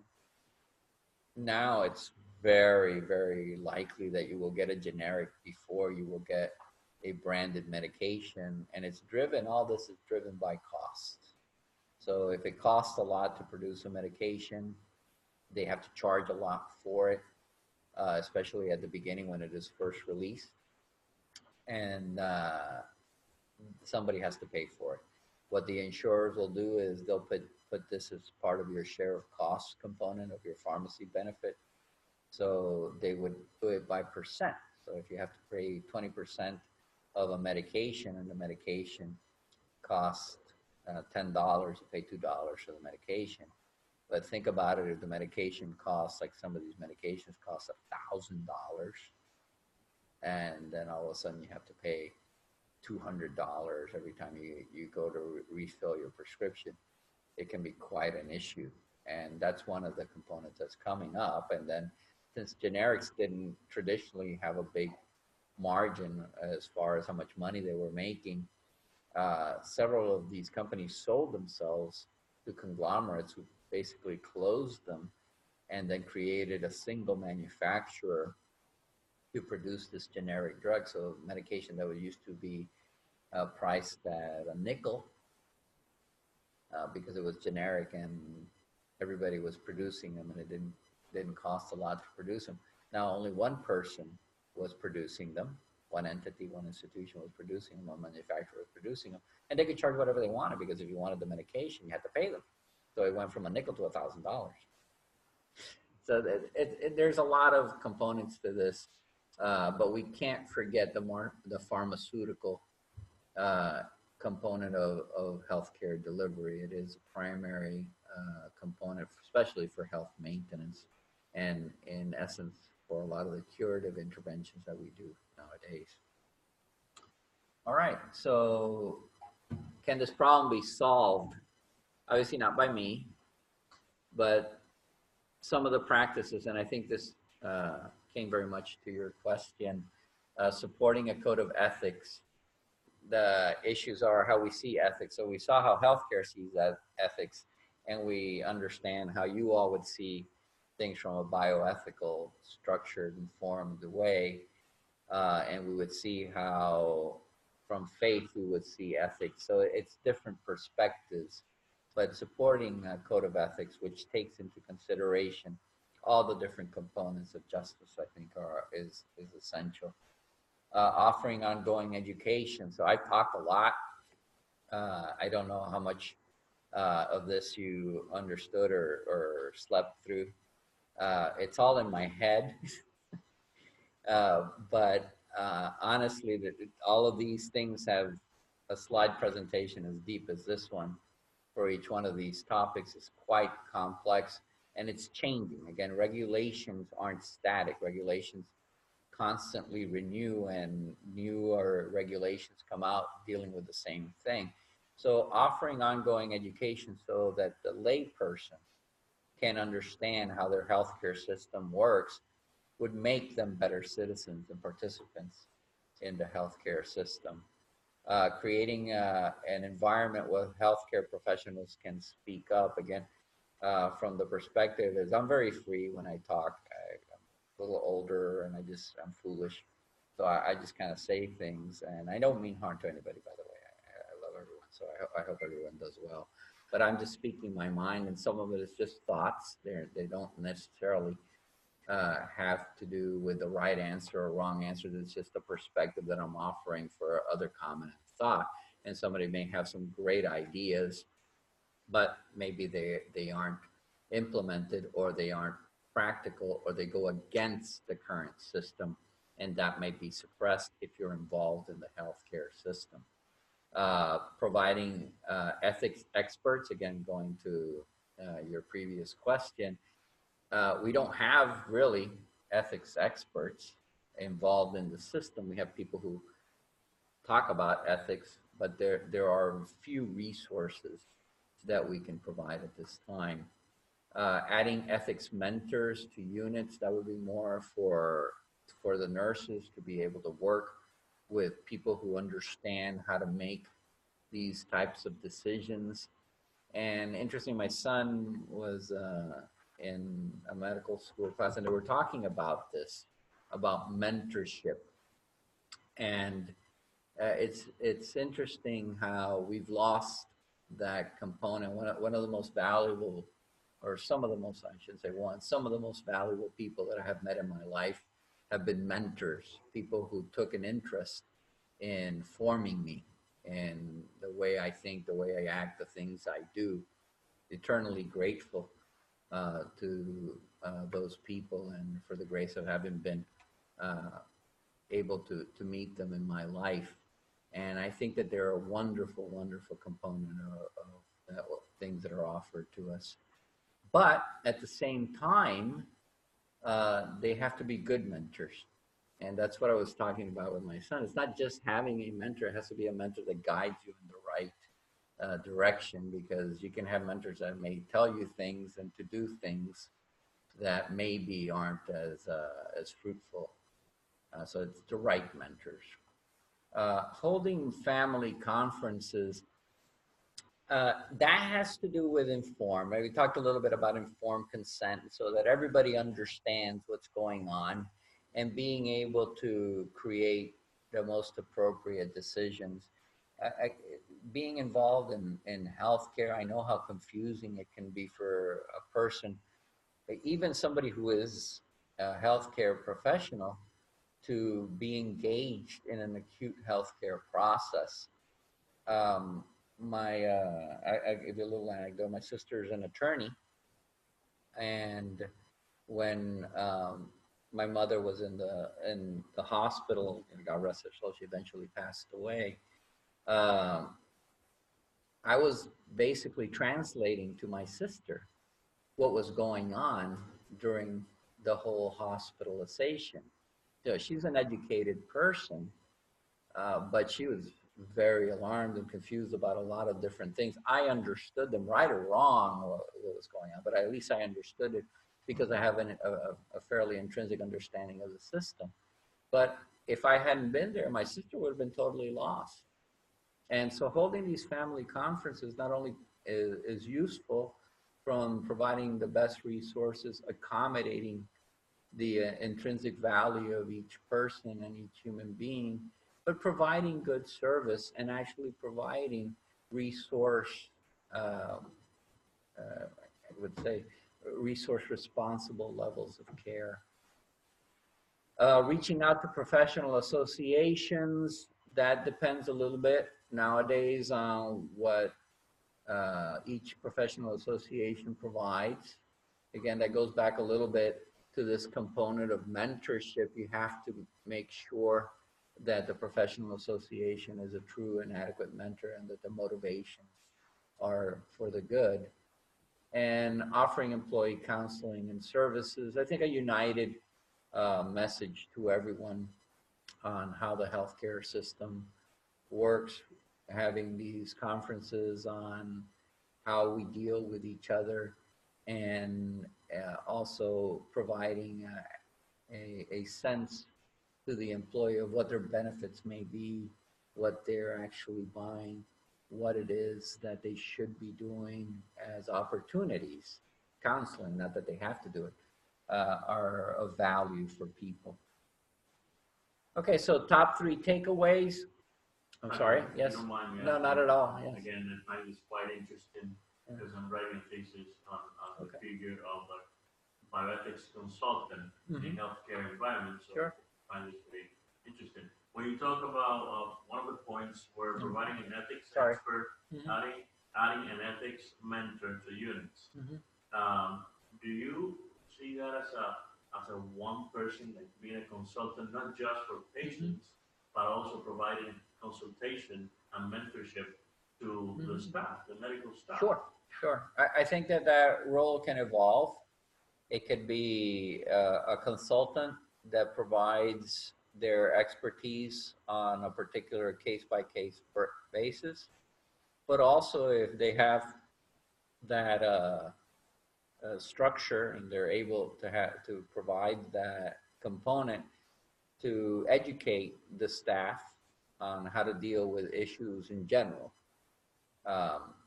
and even within the facility, how to create an appropriate ethics committee and ethics process. Okay. Again, a lot of people do it their own way. There may be different approaches. There may be different thought process. But in everything in life, it's always better to have a fundamental understanding of what the situation is so you can guide your actions accordingly. It's not always possible, but yeah, I agree. I think when I say units, I'm particularly talking about different units in the hospital.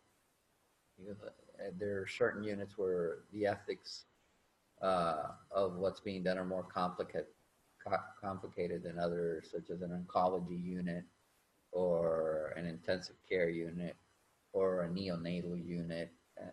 These are places where very difficult decisions have to be made at different times, and there may not be a fundamental resource or structure on how to do these.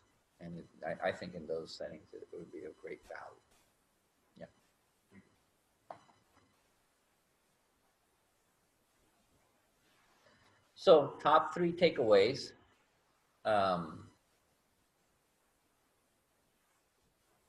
In order to decrease the number of regulations, so regulations is what creates the complexity, it's useful to educate around regulations. So when you're listening to thought process of, we want to do this as a government, we want to do that as the government, we want to recommend this, people want to do that, whatever. Those are all actually regulations. And you have to understand what that means, is that's in essence going to be applied to the current system. And do you really want an additional layer of complexity? Is that actually going to solve something, or just create a benefit for a particular person or group or institution? When you have to look at the whole system and how it works and get engaged, and that takes a lot of education. And I don't know exactly where people get their education on the healthcare system. I got it by experience, kind of school of hard knocks, and just, I happen to be a doctor, so I grew up in it, and I grew up with a lot of these regulations over 30 years. So I understand them in a particular way. But if you're new to the system, how do you know this? Where do you go to gain these assets? So there should be some type of a structural component, kind of a civics class. Maybe have a ethics of healthcare civics class or something like that, where people can learn about healthcare early on in their lives, so they understand the system and maybe can make better informed decisions. The education should be continually upgraded as new things happen in medicine. What I was doing 30 years ago, what was taught 30 years ago, is not necessarily applicable today. So maybe what was ethical 3 years ago is not ethical anymore, and it's not because I was doing something unethical, but that's what we knew at that time. Okay? So we're doing as best as we could. So it needs to continuously upgrade. So in other words, it has to be a consistent, persistent educational system that people can access and be structured so that people can learn and be involved and active citizens within the healthcare system.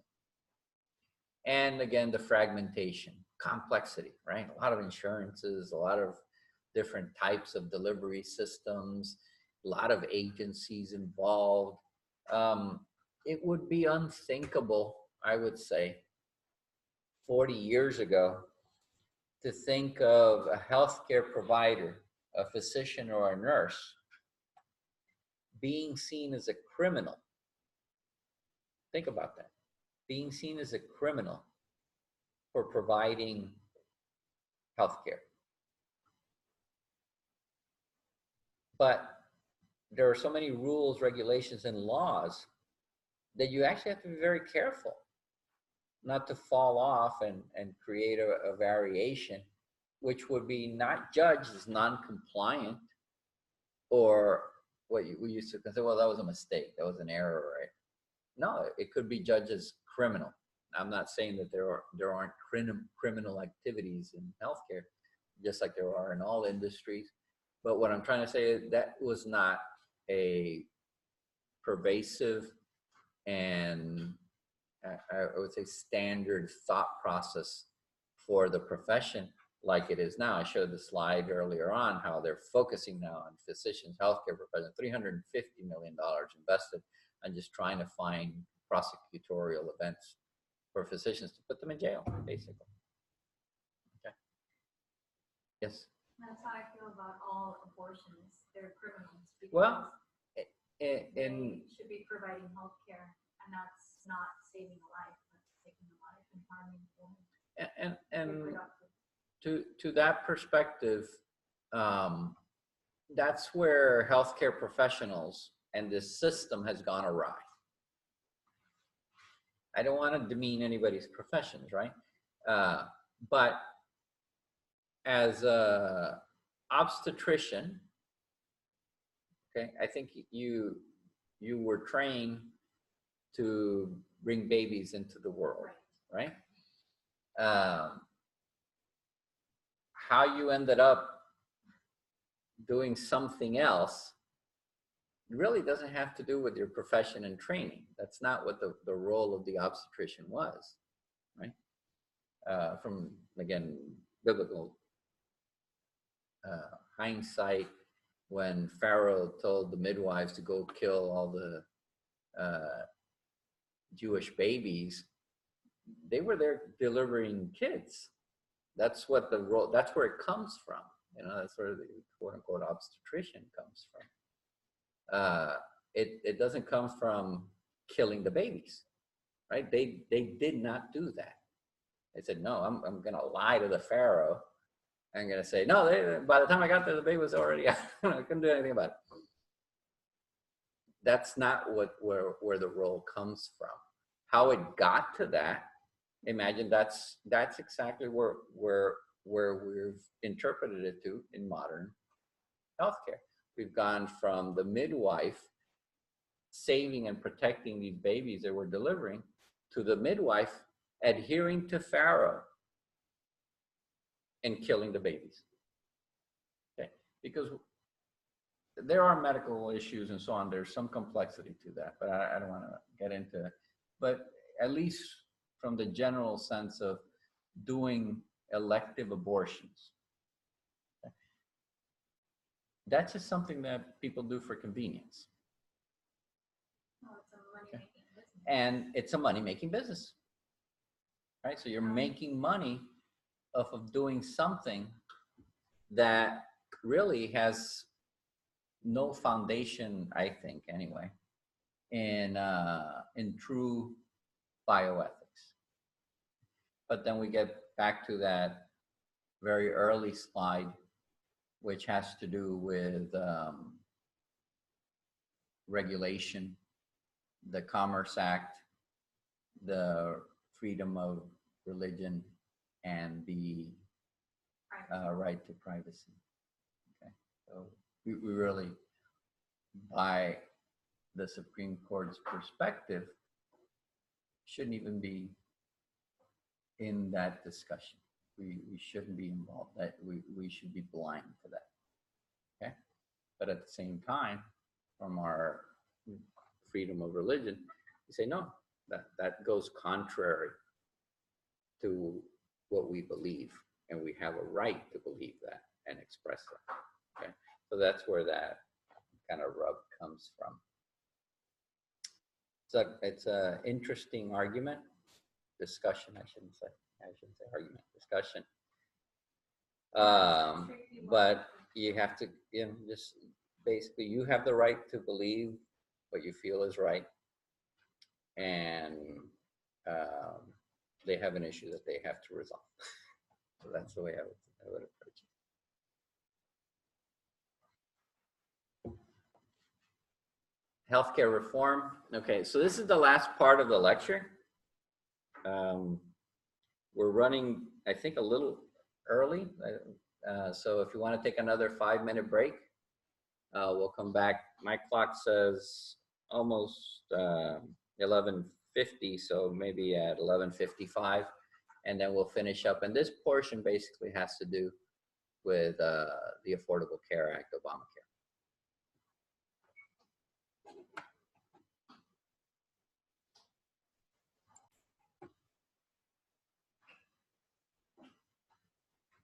All right, I think it was a little extra long break, but that's okay. I can talk faster. Is everybody more or less back? Okay, well, I'm gonna get going. And we're gonna talk now about healthcare reform. And I honestly, I think I should have edited these slides a little bit more because they're a little complicated. they're actually what we would call the executive summary of topics in it. But I don't want you to focus on a lot of nuances, but just kind of on the general message so that you can understand. And the biggest healthcare reform event that's happened recently in the United States is the introduction of the Affordable Care Act. It's called PPACA for short, or Obamacare, which is what it's generally known at colloquially. I might interject. I heard on NPR recently that there was a study done where they asked, they did like a survey, and there was a overwhelming amount of people who, when they were asked, do you like Obamacare or do you like the Affordable Health Care Act, and they and make, they didn't even realize they were the same thing. Right. Yeah. In this country. It's interesting how it's become, and we'll discuss the whole title, but it's interesting how it just become known as that moniker. And they supported the Affordable Health Care Act, but they didn't support it. That's cute. Well, that's why education is important, you see. Of course. Good point. Thank you for that. All right. So this is Dr. Ezekiel Emanuel. He's from the Ivy League, University of Pennsylvania School of Medicine. And he is the chair of the Department of Medical Ethics and Health Policy. And there's a couple of things about Dr. Emanuel. His brother was President Obama's, I think, chief of staff, and then later became, I think, mayor of Chicago. Was not a physician. He is also the designer of the Affordable Care Act, of Obamacare. And he is also a little bit of, I would say, non-ethical ethicist. Yeah, I was about to say, and oddly enough, his name is Ezekiel Emanuel. Okay. Well, it's Biblical, biblical, yeah. So, and I don't say that to demean anyone, but he purposely says he did it, that he kind of hid some of the conundrums within the system, because he just felt so strongly that his program was the right way of doing things. He has a little bit of a cynical perspective on the human person. Anyway, he argued that individuals have a moral duty to at least have insurance that covers emergency care. Okay, interesting perspective. The first thing that you can see where he's coming from is that he's conflating somehow morality of the individual and basically an industrial component of society, which is insurance. I don't want to go all the way back to the slides, but if you remember, in this Obamacare, this is supposed to be like the socialist thing, and the healthcare for everybody, and that it's leading us to the path of communism, and it's the cure for all the social evils that exist. Yet he's advocating for insurance, which, if you go back to that cartoon I showed you earlier, where it's based on Rawls' perspective, and they have that piece of organ being pulled down and says, we found the problem, it's insurance. Well, that's the real conundrum in Obamacare. See, Obamacare is not a social benefit. Obamacare, once you understand it, is actually a modification of the insurance process for accessing healthcare in the United States. So instead of focusing on the individual, on the human person, his focus is more on the economics. So there's a little bit of a counter spin on the ethics.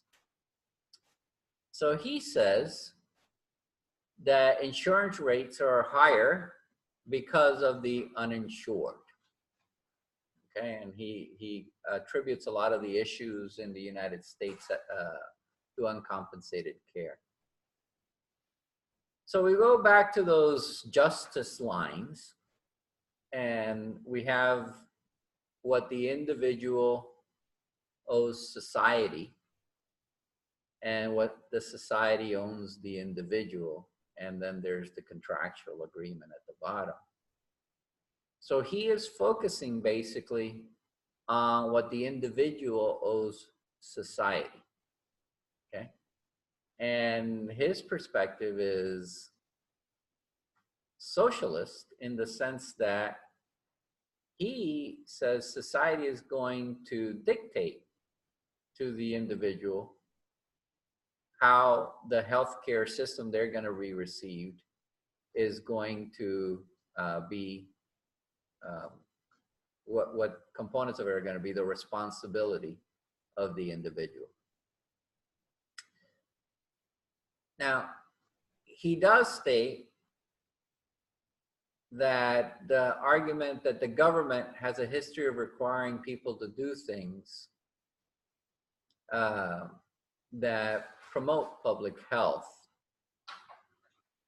and that the concern of Obamacare having ethical issues regarding what they call death panels and rationing, that's bunk. But the reason he says that that's bunk is the line before, because he says that there's no way to control the cost without it. So it's an interesting ethical perspective. It's more rationalizations of activity, I think, than the perspective of how you're founded in ethics. And that goes to, again, that discussion of should we have ethics in our healthcare system? Should we have ethics in our units? Should we have ethics mentors? But I think the real argument is, who are these ethics mentors and what has been their formation and where their background comes from? So I'm not here to downgrade Dr. Emmanuel. I'm just showing the different components of how ethics can be viewed depending on what perspective you're coming from. But in the end, again, you have to take all of these things into consideration and try to create a balance of social justice, which, in essence, going very back to the beginning, provides access to good health care for everyone. Okay? So what are the 3 pillars of Obamacare, with a goal of reducing costs and increasing access, which is a little bit of what we're trying to do? One is based on financing, and the financing has to do everything from where the payments come from, to control of the reimbursement, to restructuring the payment systems. And then the second pillar has to do with healthcare system reforms, how we deliver the healthcare for access. So the traditional way has been doctors and hospitals. There's other things that can be done within the system to deliver healthcare in different ways that may result in reduced costs but increase access. One of the common models, which is still pervasive, is these Medicare shared savings programs, or ACOs, which we discussed briefly, which basically patients are enrolled in these affordable care organizations, and they try to manage the cost of the care. And if they are able to show an efficiency in the amount of resources used in the care of the patients, Medicare pays them a bonus beyond the regular fee for service that they usually pay. And there are other components, including reduction in readmission program, which sounds like a good thing clinically, where you don't want patients continuously coming back into the hospital. But in essence, the Affordable Care Act is actually silence on the how. What it does is it disincentivizes people for readmission because it stops paying for readmissions. So if you come in for a leg surgery and you have a complication of that leg surgery and you come back to the hospital in less than 30 days, then Medicare just won't pay for it. Okay? So that's really the readmission program. The readmission program is we're not going to pay for it. So you figure out how you keep these patients out of the hospital. Not a real good system, but it's one way that they're doing it. The other one is called bundled payment pilots, and that's what we just had. These were when they were first introduced. Again, it's amazing to me how quickly this has become structured in the healthcare system. I think I gave this lecture a year ago, so these slides are about a year and a half old, maybe 2 years. I don't remember now. But the bundled payment were pilots at that time. They were just trying them out. Now they are the system. And it's that BIPCA that I discussed earlier, where basically you come in for something. Let's say you come in for brain surgery. You have your brain surgery, and then the system pays a lump sum, and that's it. They don't pay again for 90 days. So if you need other cares, you need this, you need chemotherapy, you need rehab, it's all covered under that one payment. So you have to be very efficient during those 90 days on what the patient services that are rendered are. And then this is interesting. The Center for Medicare and Medicaid Innovation is a new department within CMS, Centers for Medicare Services, which basically tries to engage new ideas and creates pilots to continuously try to reform and reduce costs within the healthcare systems, and at the same time trying to improve access. And then coverage expansion, which is the more popular component of it, basically is government subsidies, primarily through Medicaid, where the government will either pay for the insurance or pay a portion of the insurance depending on your income level, and expands Medicaid for those patients who don't have the resources to gain coverage through the regular insurance market by giving the states large allotments of grants to cover the additional cost of insuring everyone else under Medicaid. So this is just a big, basically, grant of large sums of money or subsidies. But you can see a lot of this still has to do with the insurer and risk and how they pay and how much they pay. And that other line of society to the individual is reduced, except for that sense that eventually this would lead to an increase in access.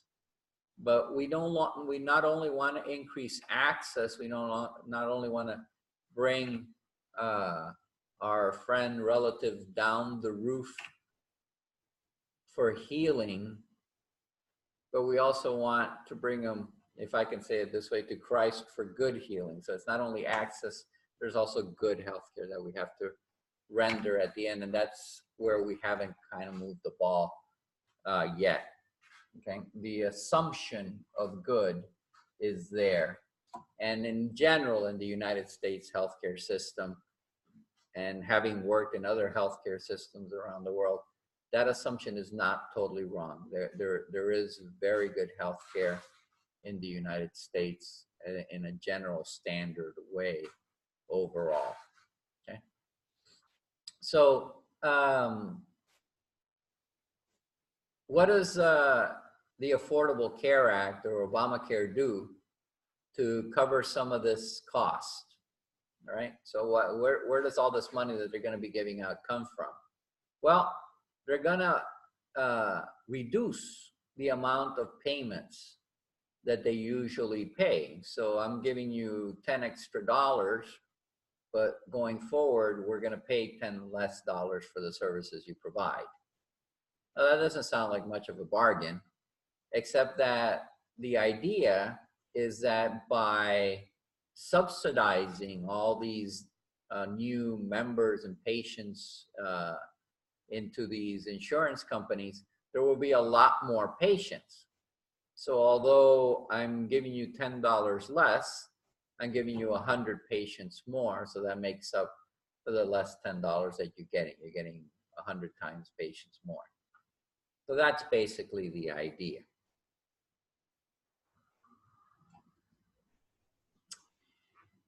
So the other component is you're now insuring a lot more people.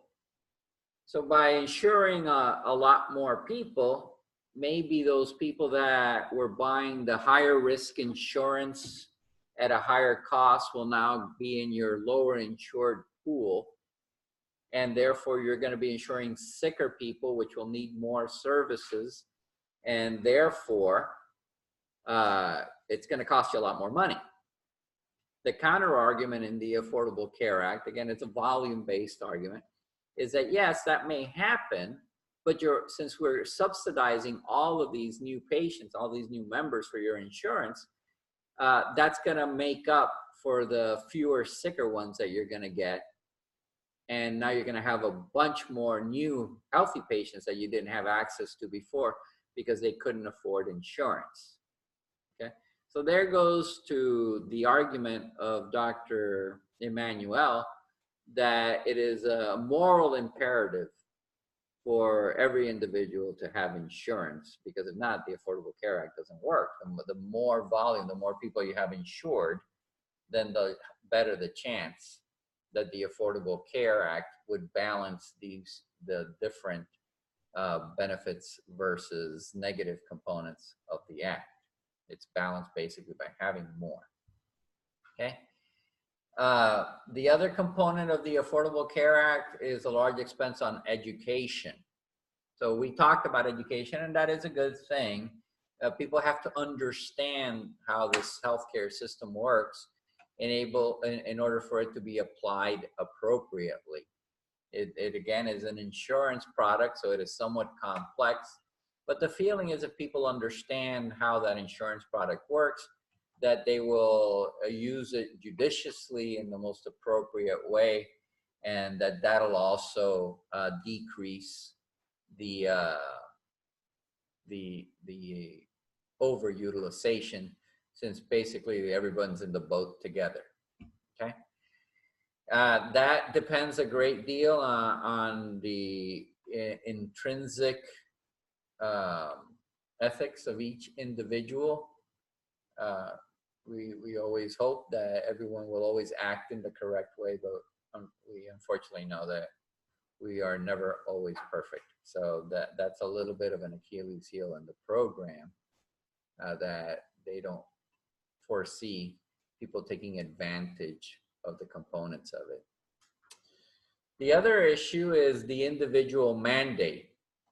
So now, instead of people accessing their health care through the way they feel is most appropriate for them, there will be a legislation, there will be a legislative regulatory component which mandates everyone to have insurance. So it's interesting that you would think of this as a moral or ethical thing when it's actually a legal justice issue.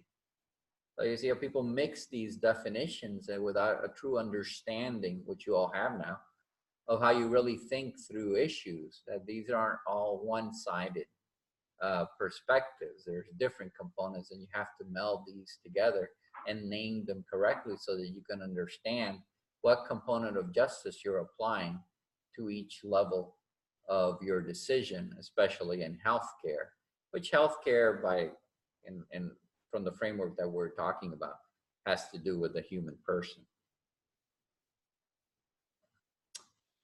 So the other issue that we talked about earlier was how these insurers may adjust their premiums depending on how much money they're spending, right? So they're spending a lot of money, they have to raise their premiums. If they're withholding services, they can have low premiums. Well, in the Affordable Care Act, that's kind of taken away from the insurer a little bit, again, like the German system where we leave the insurers, but now the government controls what the insurers do. And the government now controls premiums. Okay, it actually says, well, you can't raise your premium above this level. And that sounds useful because if you can't afford high premiums, the government's telling everybody keep your premiums low. That sounds like a good thing for the individual person. However, what happens is if you are really providing a lot of services and you do have sick patients and you are having to provide payments for all these services, you may need to have high premiums to be able to run your insurance company. So if you can't raise your premiums, you have to close your insurance company, which is what happened. A lot of insurance companies closed, a lot of the exchanges closed because they couldn't afford to stay in the system and under controlled premiums, even with the subsidies. So what happens to the individual is that the individual then has less options, okay? So if I need very high-end insurance because I have a type of disease, a rare disease that I need some type of insurance that'll cover these very expensive treatments or medications, that insurance company may be closed now. And I would have to go to the generic insurance company, which may not cover, and then I would have to cover a lot of these out-of-pocket costs. Okay, so that's the issue with control of premiums. Now, the other issue is what happens to small businesses and the particular individual, because Obamacare is designed for employers and big insurance companies. But if I have a tiny little company with 3 people and I make pastelitos all day long, I obviously can't engage in buying these big products that are mandated through the Affordable Care Act. Or as an individual, I may not be able to afford this. So what they did was they created pools where people can try to buy as groups. Although they're individual, they can try to buy as groups, and maybe as a group, then they would have access to the more appropriate premium within the insurance company. And then the small businesses were basically exempt. They said, well, you don't have to participate in the Affordable Care Act. That's not real good because it's companies with 50 people or less. So if I have a company with 52 people, I'm going to fire 2. I'm going to keep myself at 50, and then I don't have to pay for anything in the Affordable Care Act. Plus, those 50 people won't have insurance. So that doesn't really solve the problem, but it gets them to where they want to go to. So that's the other issue with the Affordable Care Act. Now, the mandates within coverage are also a component because the Affordable Care Act, by regulation and law, remember now laws are enforced by the Office of Inspector General, by the FBI. So you can get a real big trouble if you don't do things right.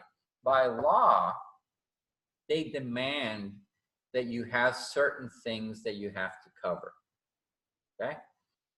And one of the components, and it's not shown directly here, but it has to do with it, is maternity and newborn care, which is good.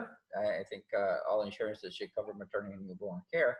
But within these women and children's services, coverage for abortion is mandated. So that creates a big conundrum under the different amendments. You have the Commerce Amendment, which lets them regulate. The Affordable Care Act came in under Congress, and it's put under the Commerce Amendment. We have the amendment that provides us religious freedom, and if you are of our faith, or my faith, I should say, then you wouldn't want to participate in abortions. But at the same time, it becomes an issue because you'll be breaking the law if you're not participating. Okay, because you have to under the mandate, right? You have to buy that insurance product. Therefore, you're paying into the pool that provides abortions. That's a big ethical issue, especially within the Catholic Church, and that caused a lot of problems.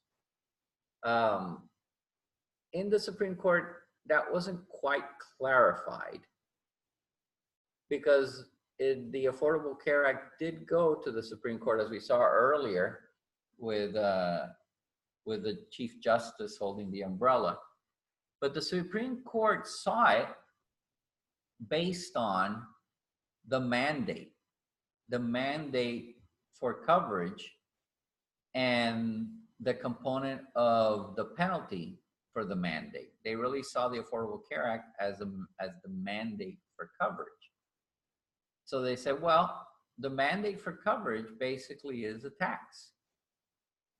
Okay, so you're taxing people, you're making them pay to get healthcare coverage.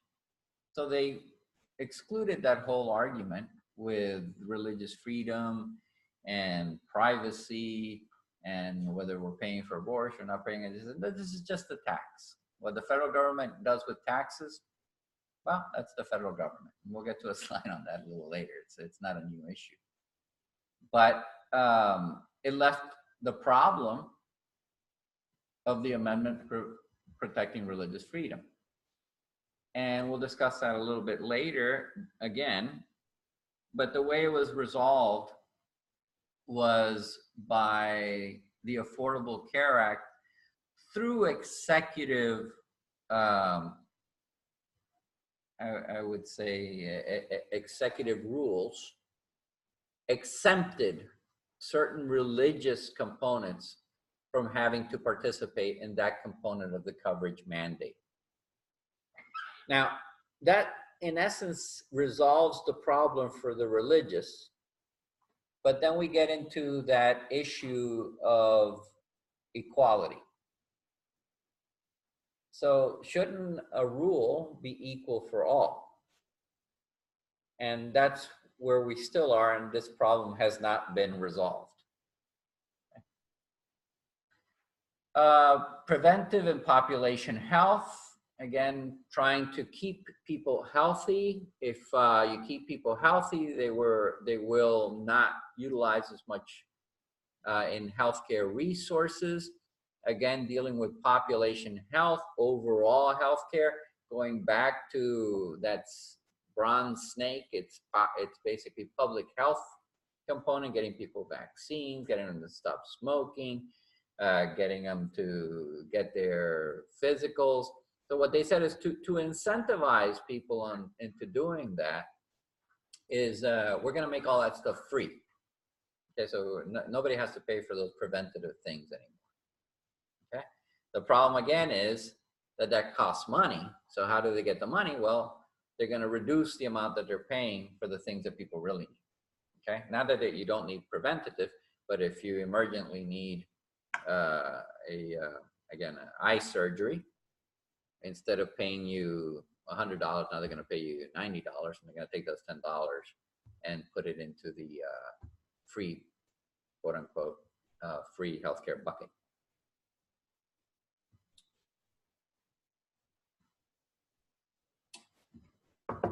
Now, premium subsidies for the poor basically is, and this is a complicated slide, but basically has to do with the subsidies.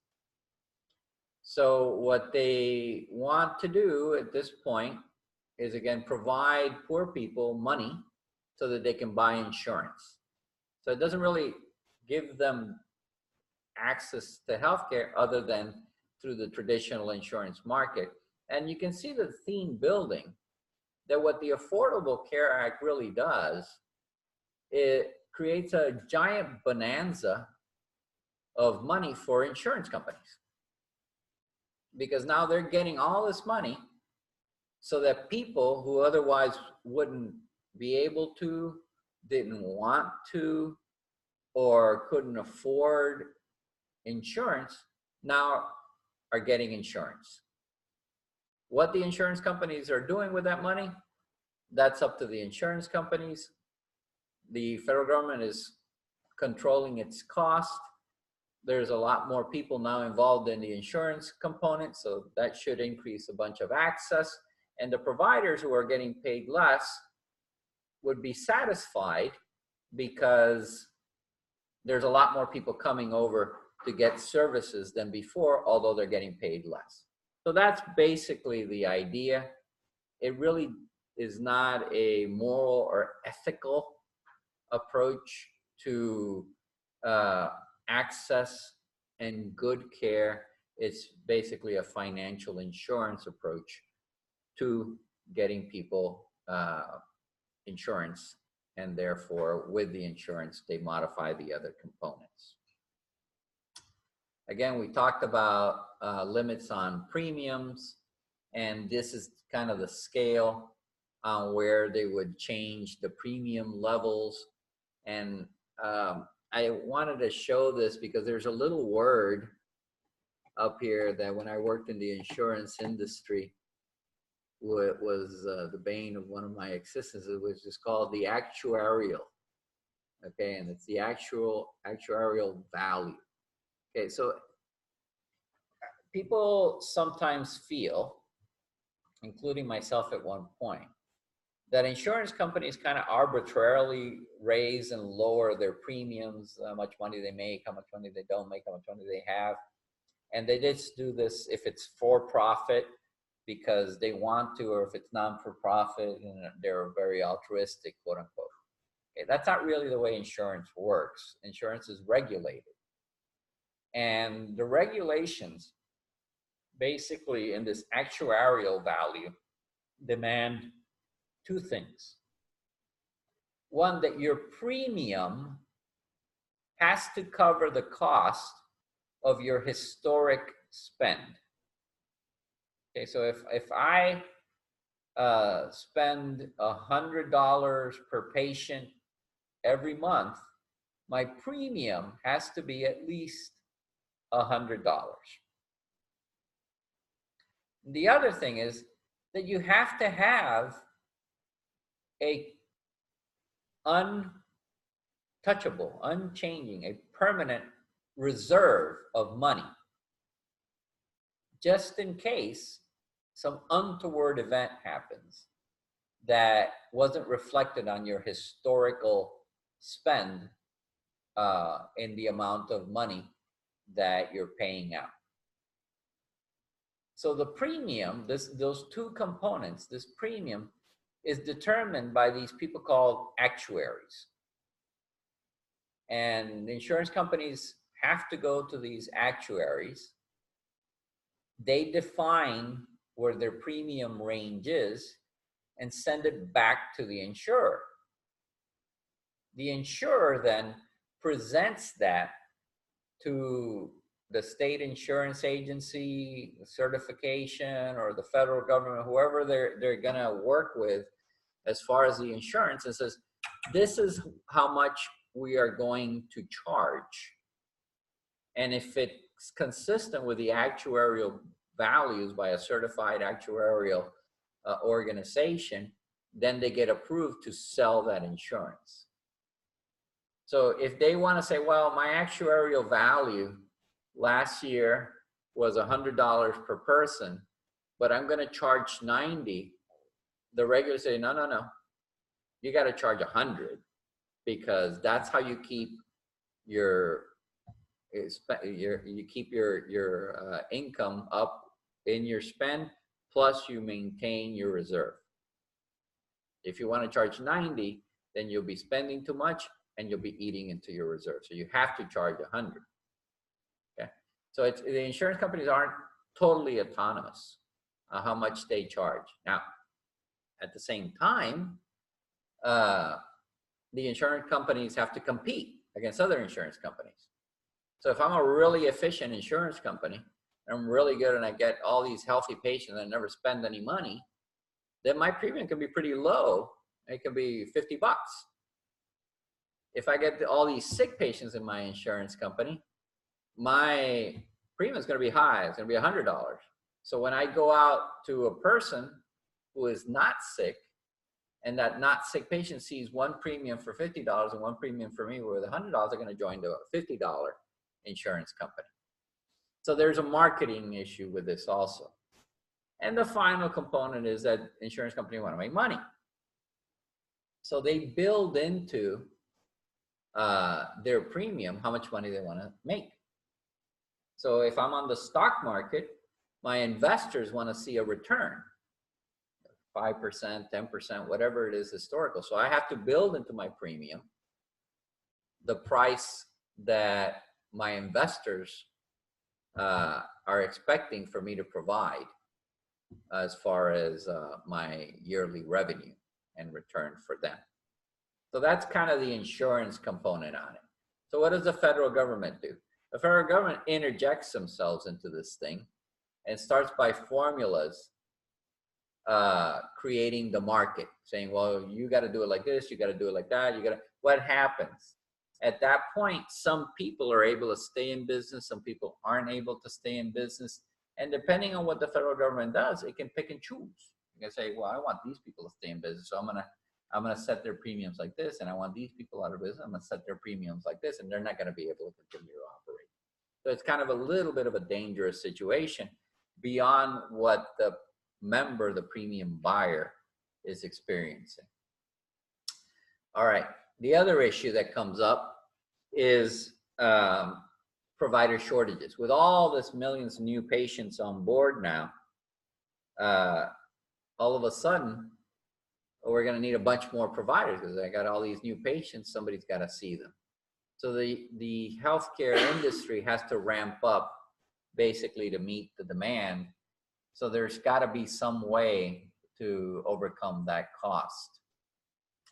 How do we do that? Well, one of the components is the Affordable Care Act makes possible alternative providers so that you don't have to go traditionally to the doctor, to the hospital. Now you can get seen by a clinic and a PA and ARNP and an affiliated healthcare provider.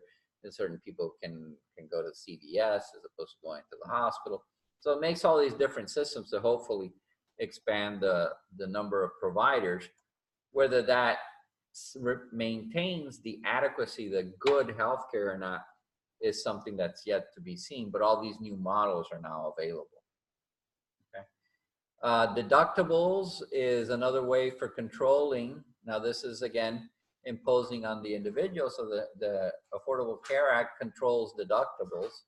In some senses it says, well, you can only charge so much in deductible, which restricts the amount of services that one can receive. And others says is, if you try to receive these big services, your deductibles are going to go really high. So it makes people make a financial decision on the type of healthcare that they're going to be receiving.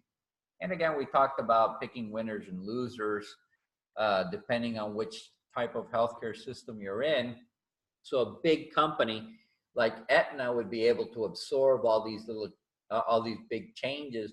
A smaller company or a smaller healthcare system may struggle. So more recently, and again, this is not a financial discussion, but let's say like Tenet Healthcare, they would start to lose money in this model. because of the type of payer mix that they have.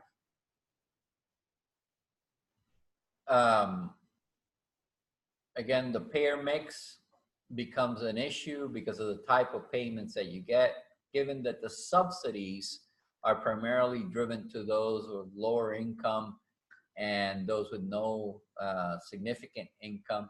Then what you're going to have is a lot of people enrolled in Medicaid or low performing commercial lines, low premium performing lines, which have very limited services. And again, the sources of funding, I won't go through this slide to any significant amount, is based on Congressional Budget Office projections, and it's somewhat of a shell game where they say, well, since now we have more people accessing healthcare, they'll be healthier, so they'll require less money on treating the sickness. But at the same time, we're going to be paying more money for the more people who are accessing healthcare, but it shouldn't be as much as we were paying before.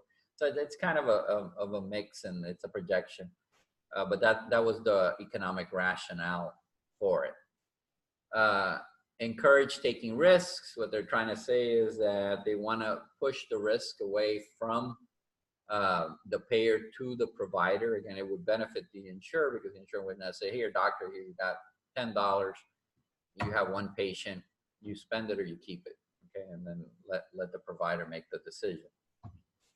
So what are the things that need to be addressed? Again, enrolling patients, preparing for these new utilization modules, collection on the premiums on these, the share of costs for the patients, confronting volume dilemmas. We have enough providers, and finding new revenue opportunities. In other words, trying to pay for this in some other way, maybe by raising taxes in another area. So what would happen if it went away? Okay, panic. That's what kind of happened recently when this came up for a vote again, and they were saying, well, we're gonna end Obamacare, the Affordable Care Act.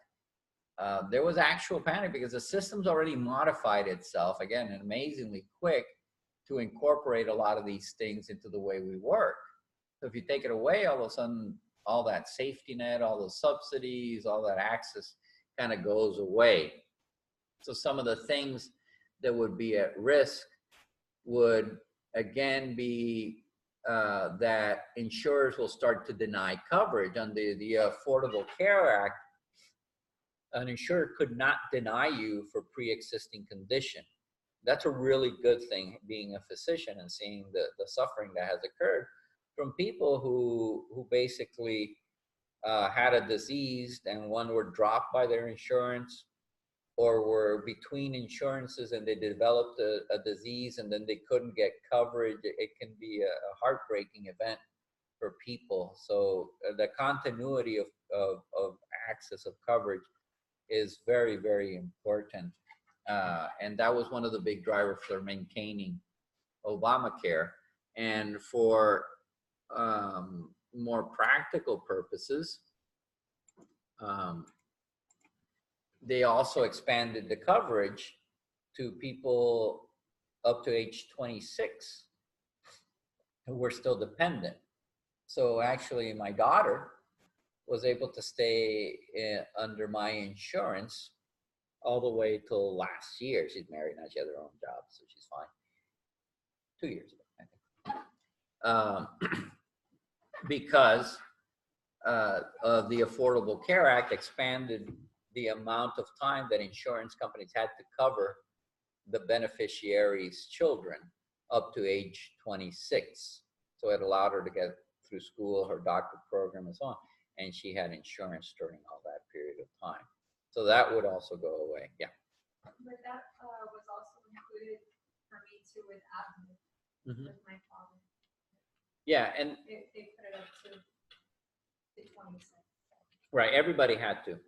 Oh, okay. It was part of the Affordable Care Act from. But I think it was before that. It may have. AdMed is an interesting insurance. AdMed is a non-for-profit. so they do different things.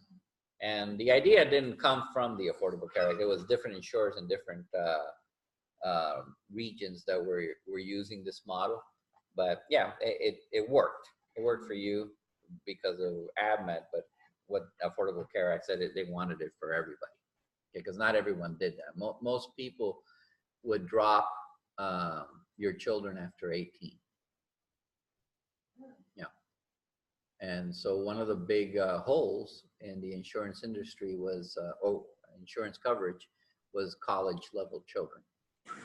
And would they just get healthcare from their university or college, I guess? They could sometimes. Like when I was in college, I think it was called the something like I forgot what it was called, a medical stipend or something, and you could go to this little clinic that was in at the university. It was for like little minor things, little bumps and bruises, fever, sore throats, that type of stuff. But what you're really thinking about here, again, it's a very broad perspective of the needs of people. And yeah, those bumps and bruises, those probably could be covered out of pocket. But if I'm a person in college and all of a sudden I develop a non-Hodgkin's lymphoma, you know, that's a catastrophic illness. It's going to take, you know, a couple of years for me to hopefully work through that. It may require bone marrow transplants, may require very specially level care, which may not be accessible even in my own region. So those type of things would be covered, and you wouldn't have to suffer those events. And in essence, what it did also is it gave a particular generation a deferred component of their status in life, because it allowed them to remain under their parents' tutelage and care for a longer period of time, since at that time there wasn't a very robust economy anyway. So It's interesting that you use that as an example, because that actually happened to a colleague at UCF. She developed non-Hodgkin's lymphoma and right before graduating, and actually ended up not going to medical school because of it. Yeah, it's my medicine mind working. I was just putting in that age group what the common disease processes that are catastrophic may occur. But yeah, I'm hoping that she recovered. She did. Oh, good. God bless.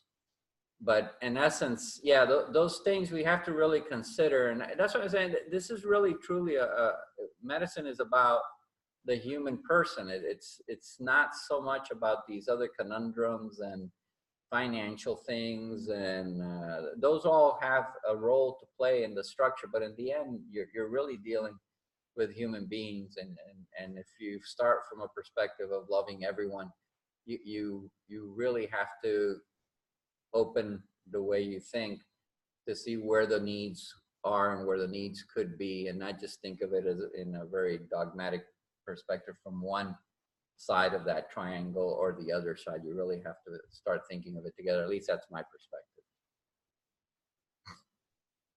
Anyway, so we'll click along. I think the class is over, right? But we only have a few more slides, so I'll go quickly here. The other components are limits in again, premiums. Essential benefits would go away. The insurers would go back to being able to raise premiums.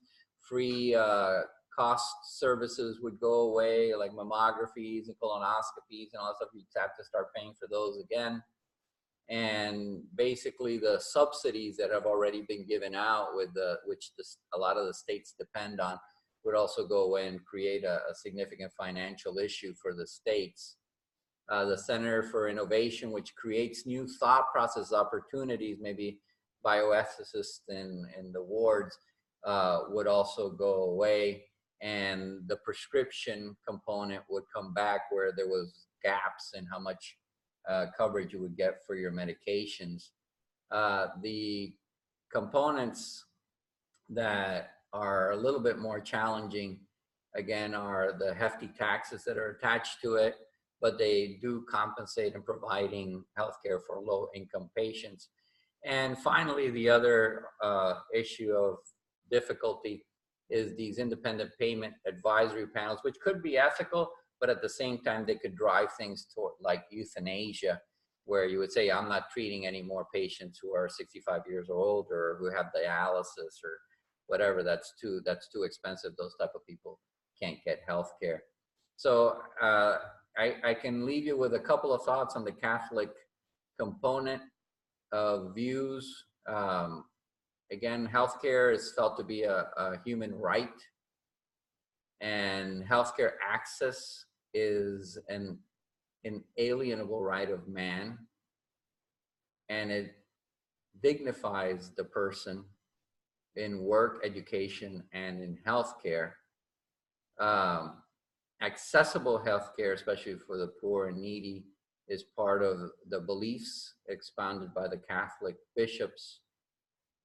And universal access, in other words, everyone should be able to gain healthcare, is a key, including those who may or may not be, and this is from the USCCB, who may or may not be citizens. So if you have a foreign person who is in the United States, they need healthcare, they should be a way for them to get coverage. And then again, we get to that discussion of religious liberties, respect of religious freedom versus the privacy components and abortion.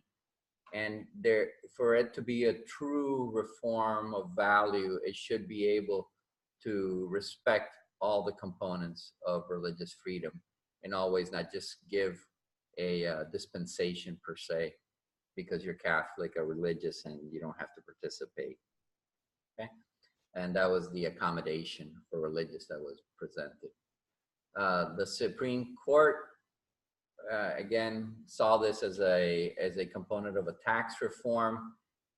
However, they have to see us or see the person as a human person, as incorporate within society and within the Catholic Church. And we get back to the component of requirement for abortions and the taxes that would be levied if you don't participate, and that would be the enforcement by the Department of Justice, which could take this to an eventual component where you are illegal. And I think Jesus Christ had to deal with a similar issue in Matthew. And I hope you all have an opportunity to read the slide if you don't have access to your Bible. So to finish up the why and the what, so Americans are opposed to a single payer system. They are so used to the insurance component of how we run healthcare, and that's how we ended up with the system that we have. There are people who aren't participating in the system. Those who voluntarily opt out, they don't want to pay for insurance. They'd rather do something else with their money. But that transfers then the cost to other people. So there is an ethical component to that. Again, those commandments that we talked about at the beginning. The mandate achieves to ameliorate these because it forces people to buy insurance. And it, in essence, by all these permutations, may reduce costs. But what we want to really do is get everybody good health care.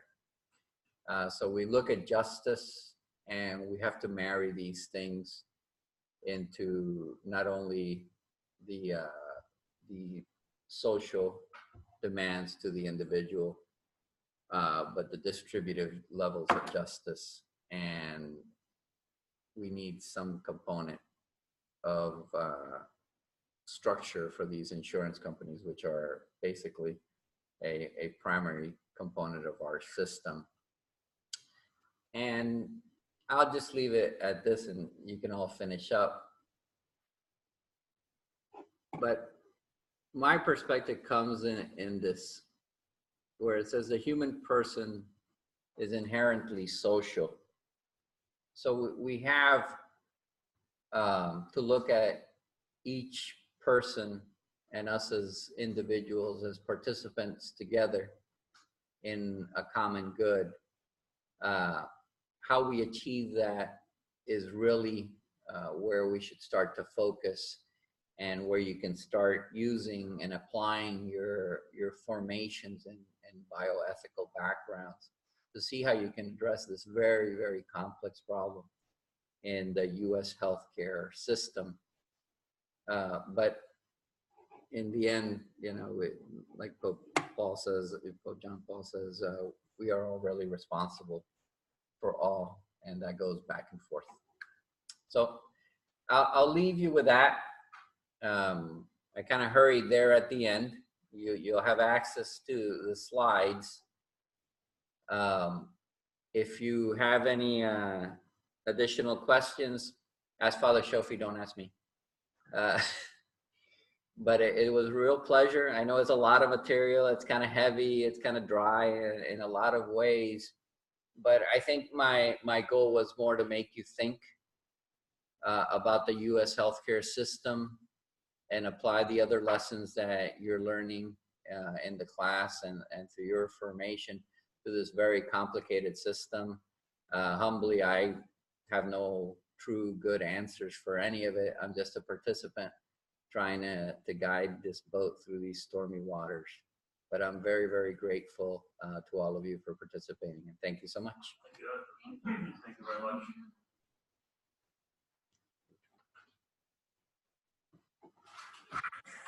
Thank you, Dr. Martinez. Yeah. Appreciate it. Thank you.